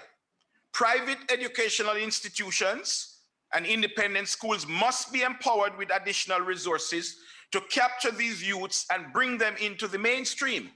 This is a matter of national security, that these young people be brought into the mainstream so that a vision must be crafted so that they see a future in which they are a part of it. So other interest groups and institutions have begun this imperative work, and we applaud them. We have crafted a plan at NCU called the RESCUE program. RESCUE is an acronym for Restoring Every Student's Confidence Using Education. And we simply ask churches and other civic bodies to identify the youths who are at risk to be influenced by criminal elements, refer them to us, and help us raise the requisite funds to keep them where they can receive a values-based education that is underpinned by strong work ethic and an emphasis on service. And we believe that this holistic approach to our young people is what is needed and will help to bring them into the mainstream. So in closing, earlier I referred to the global persistence of the youth need challenge, not in employment, education, or training. Our nation is reeling from the negative impact of too many persons whose value and work ethics are way below the standard needed to lift themselves and propel Jamaica, land we love, to become the place of choice to live, work, raise families, and do business as outlined in our country's National Development Plan, Vision 2030 Jamaica. The home, the school, and the church were the places that provided the driving influence for our children to instill in them values, attitude, norms, and the morals needed to build character and ennoble the thoughts and mind. Education and training are therefore critical success factors for employment or self-employment through entrepreneurship.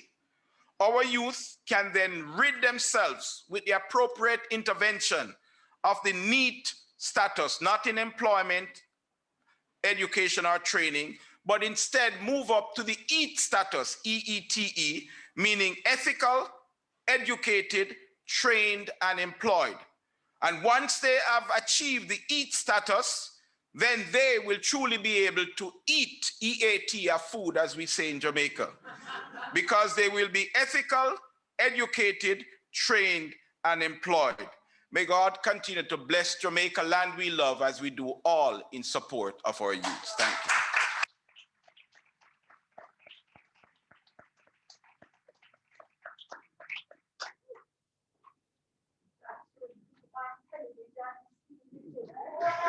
I definitely agree. Let us give Dr. Edwards another round of applause.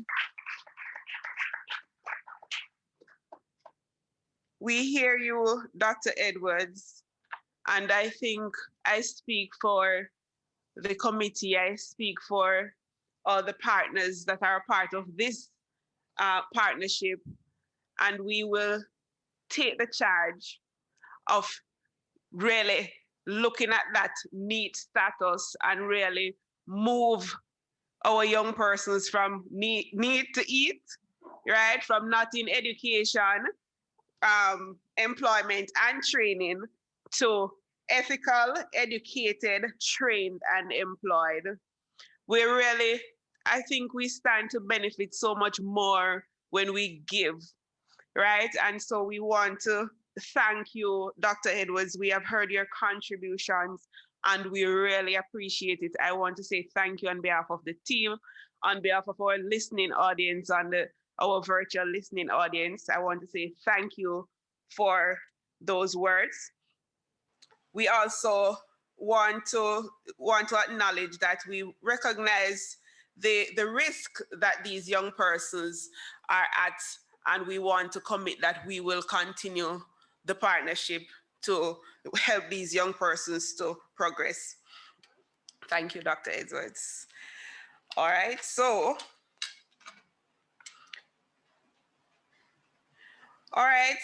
at this time, I want to invite my head cook, Charmaine, to assist me. We want to just take the time to say thanks to Grace and Staff Community Development Foundation. So I want Charmaine to come and give us the story behind this so we can properly acknowledge. Okay, thank you. I'm cognizant of the time, so let me do this quickly. So we have been speaking about collaboration and partnership, and it's important that we recognize our private sector partners. The private sector has a very important role to play in national development, in community development. And so, of course, under the component of the project management, one of the needs we had was, of course, to get some tablets. We pursued other channels, but we have a very important partner who is also a part of the Kingston and St. Interagency network, which is a Grace and Staff Foundation. And I must say, in like last minute, there was a meeting, and Grace and Staff was a part of that meeting, and they spoke about an initiative that they were pursuing, which is to give tablets to students, to schools. And we saw an opportunity and we said, let us reach out to Grace and Staff. And, it didn't take long. We submitted a letter to the general manager and they graciously agreed to go outside of their scope a little bit because they recognize the importance of equipping these trainees. And so today we are very pleased to say that Grace and Staff Foundation has donated, as I said before, 10 tablets to support the Interagency Youth Development Program. And so I want to just invite Mrs. Tankita Chance Wilson to just come forward, and I'm going to invite our Director General, Dr. Henry, as the Grace and Staff Foundation will just make that symbolic presentation of the tablets.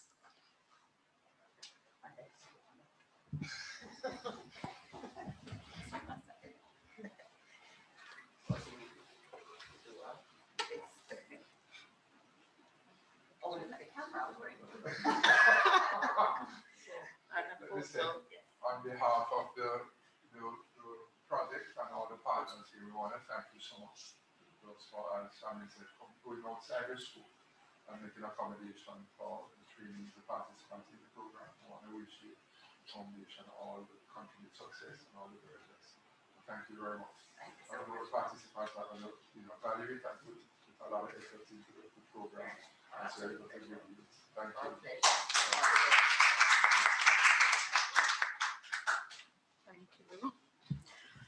Okay, and now that the tablets have been handed over, I'm going to invite Mr. Damian Hilton, the parish manager for the KSA Interagency Network. One of the beneficiaries, as we would have said before, under this program is, of course, our Community Development Committee. And we want to make a presentation of one of the tablets to our CDC representatives. I'm going to invite Zan Locke to come forward, and this presentation will be made.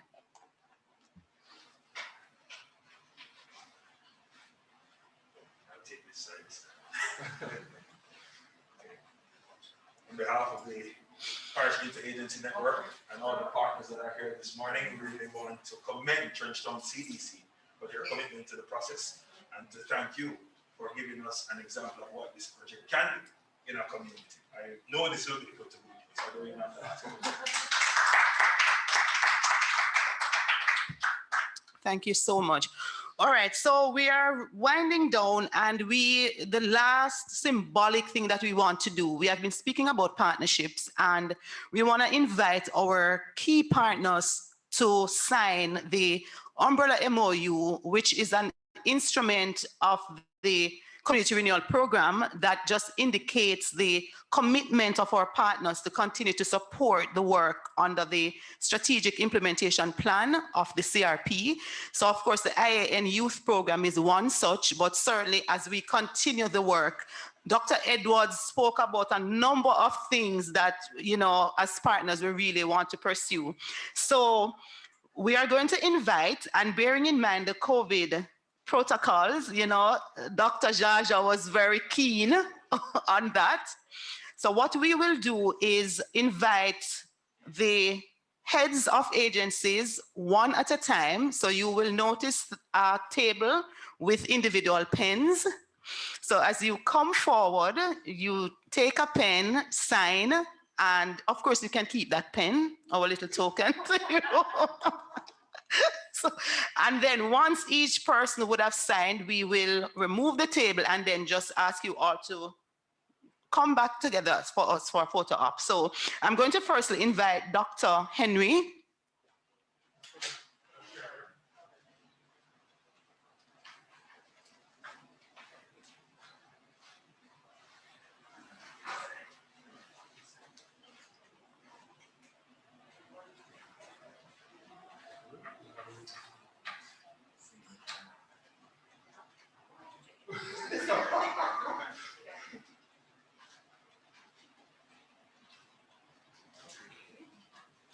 All right, let me. Oh, you missed yours.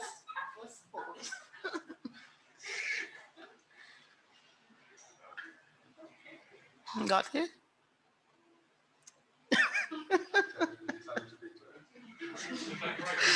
Thank you.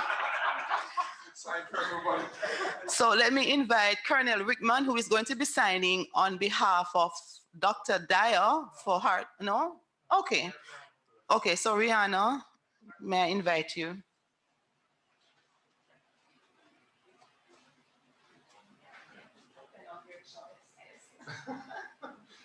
And go forward, you can witness.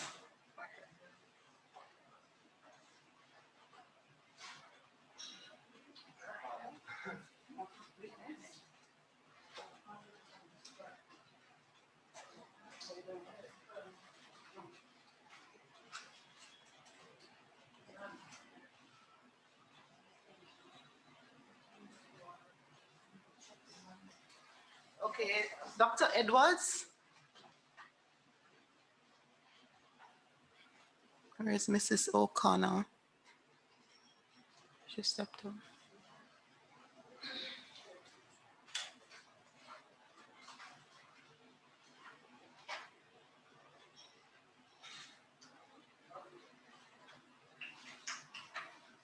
Thank you. And Colonel Rickman.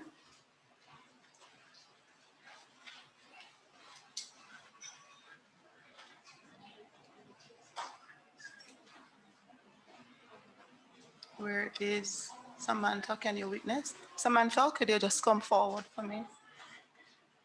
Mrs. O'Connor, come forward for me, please.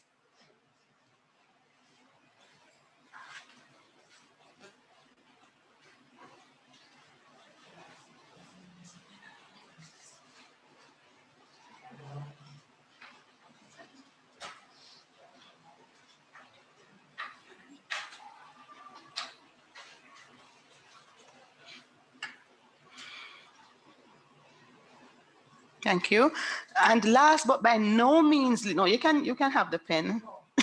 All protocols observed. Dr. Jaja, may we invite you forward? That's an untouched pen. If you will permit me to invite our operations Yeah. manager to join me. Please, Mr. Francis, please to come forward. A very critical player on our committee.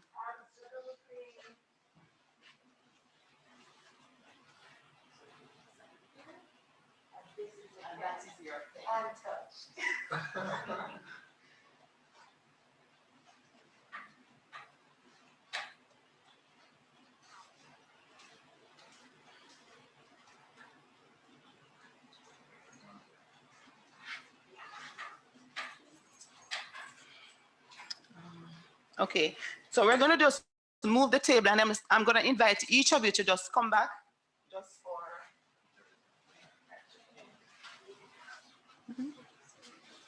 Yes, so get the banner here. Oops.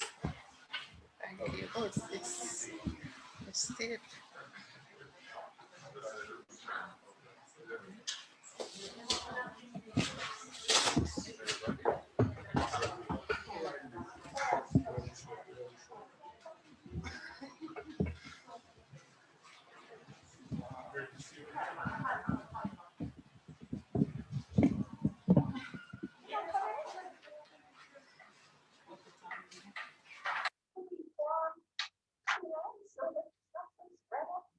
What are you saying, photographers? It's okay, or you want to lie? Keep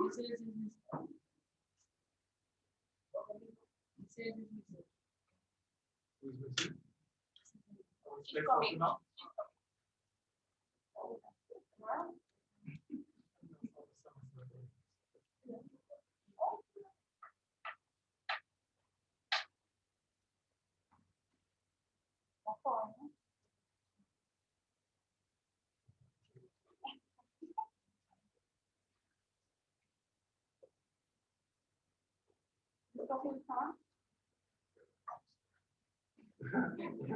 And getting wider and wider. Can you see? Yes.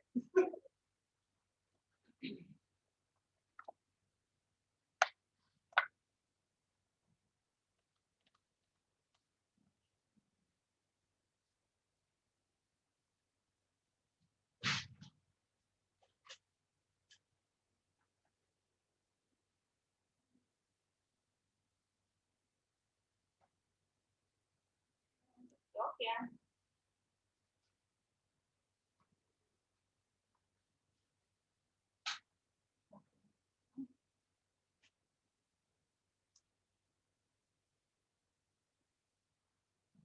Okay, thank you all so much.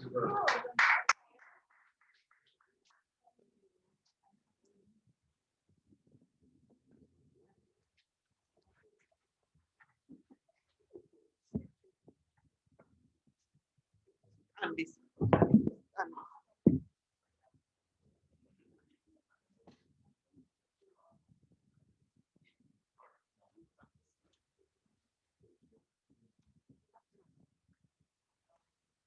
Thank you so much. That was an amazing presentation. I really do think that you should put it on the NCA TV so that the entire speech can be heard by Jamaica. Yeah, very important. You're not finished? No. We're almost there. Yes, yes, we're almost there.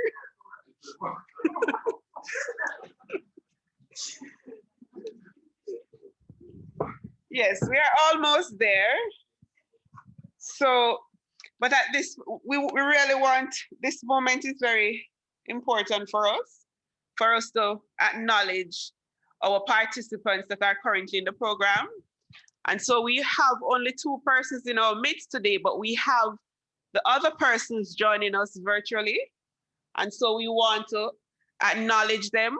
So we want the persons here to stand. And we also want to acknowledge the persons that are joining us virtually.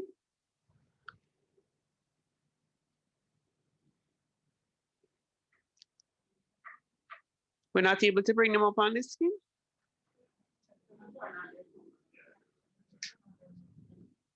All right, so participants who are joining us on Zoom, so we want to take the time to acknowledge you. So could you turn on your cameras so that you can all be acknowledged? So,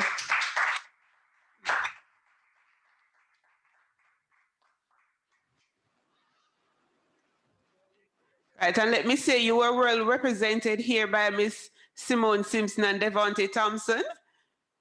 So you have all been acknowledged as our pilot group.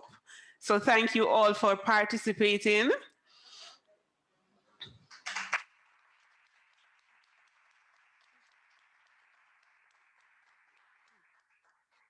All right.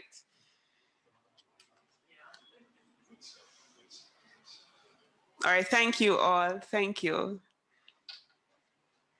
And so, as we would say, all good things must come to an end. And we would like to invite Mr. Hilton to bring us to that close. Sir Hilton, the mic is yours. Thank you, Rebecca. Thank you. Wow. You ever sit down yet and just feel proud? You know, something inside you just feels good.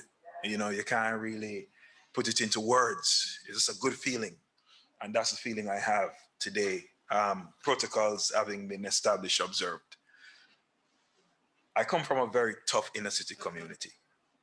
I grew up in Parade Gardens, Southside, Gold Street.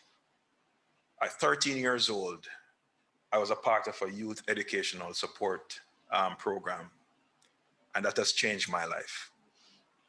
I have friends who I grew up with who are now dead or involved in a gang or in some shape or form not contributing positively to the society. And so this is personal for me. This is not just work, no. This is not just meeting a target. This is making a difference in young people's lives because I know what that is like.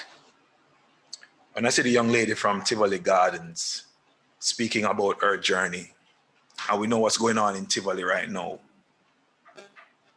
imagine the counterfactual to her experience. What could have been the negative version of her story. Similarly, the young man from Trenchtown and the counterfactual for his experience. He's recruiting young men to come and play sports in a time when our community is divided because of gangs.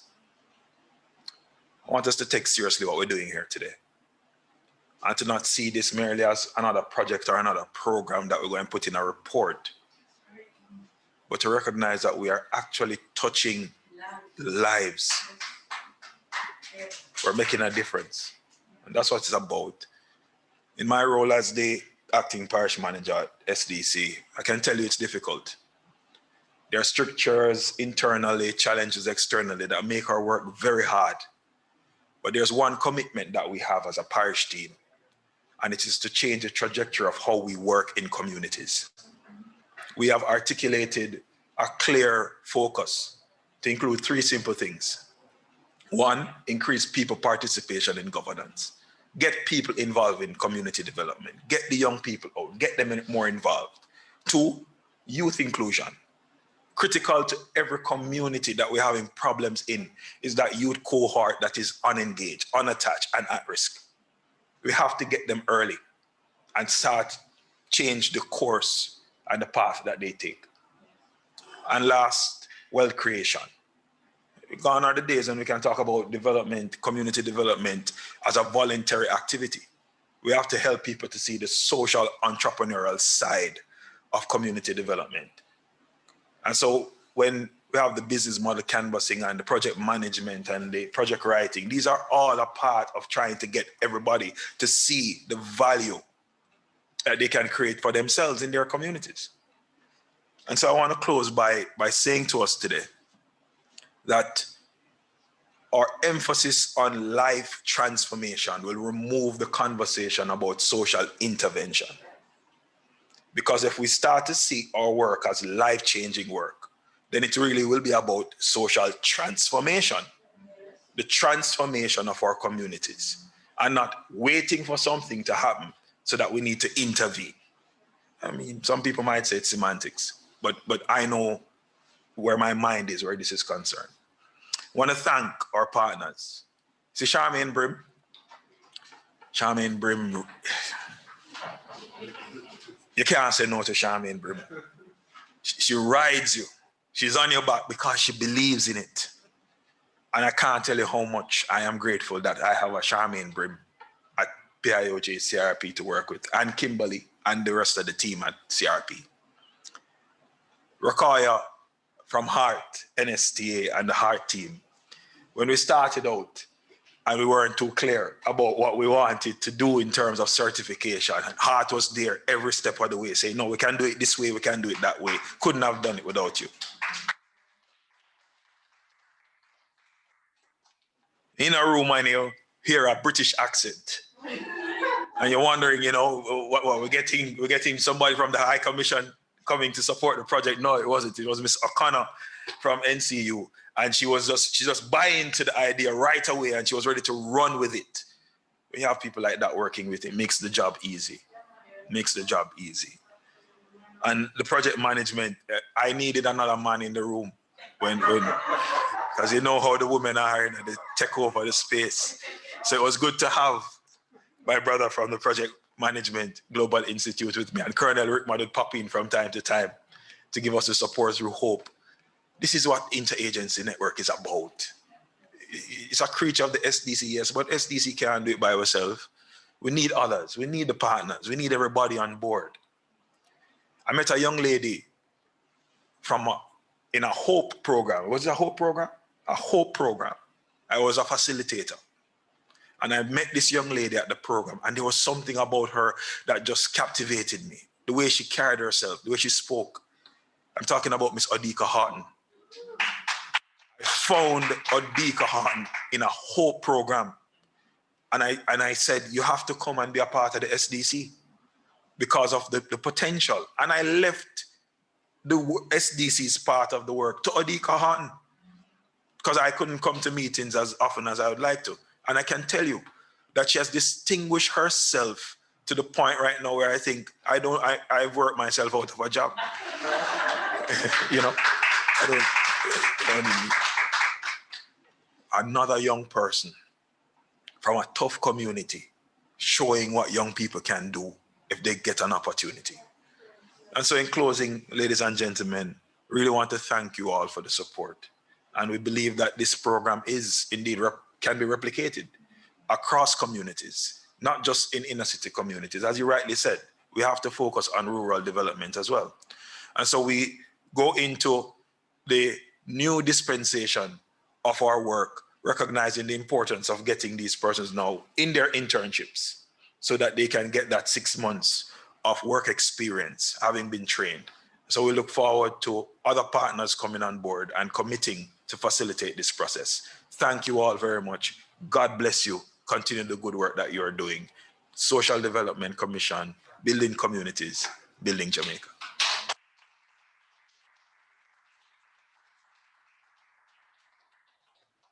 Well said, Sir Hilton. And so we are here at the end, and we want to close with the national anthem. So I'm going to ask my virtual audience as well as my audience here to stand, but I'm going to ask my audience here to turn and face my virtual audience over in the camera. Yes.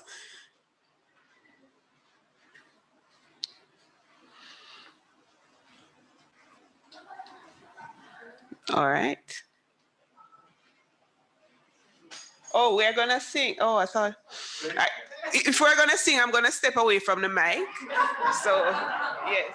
So we can start after 3. 1, 2, 3.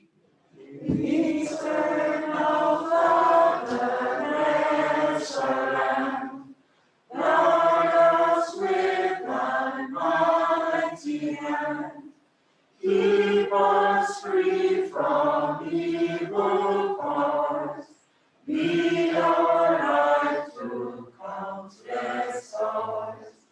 To our leaders, great defender, grant true wisdom from above. Justice, truth be ours forever, Jamaica, land we love. Jamaica,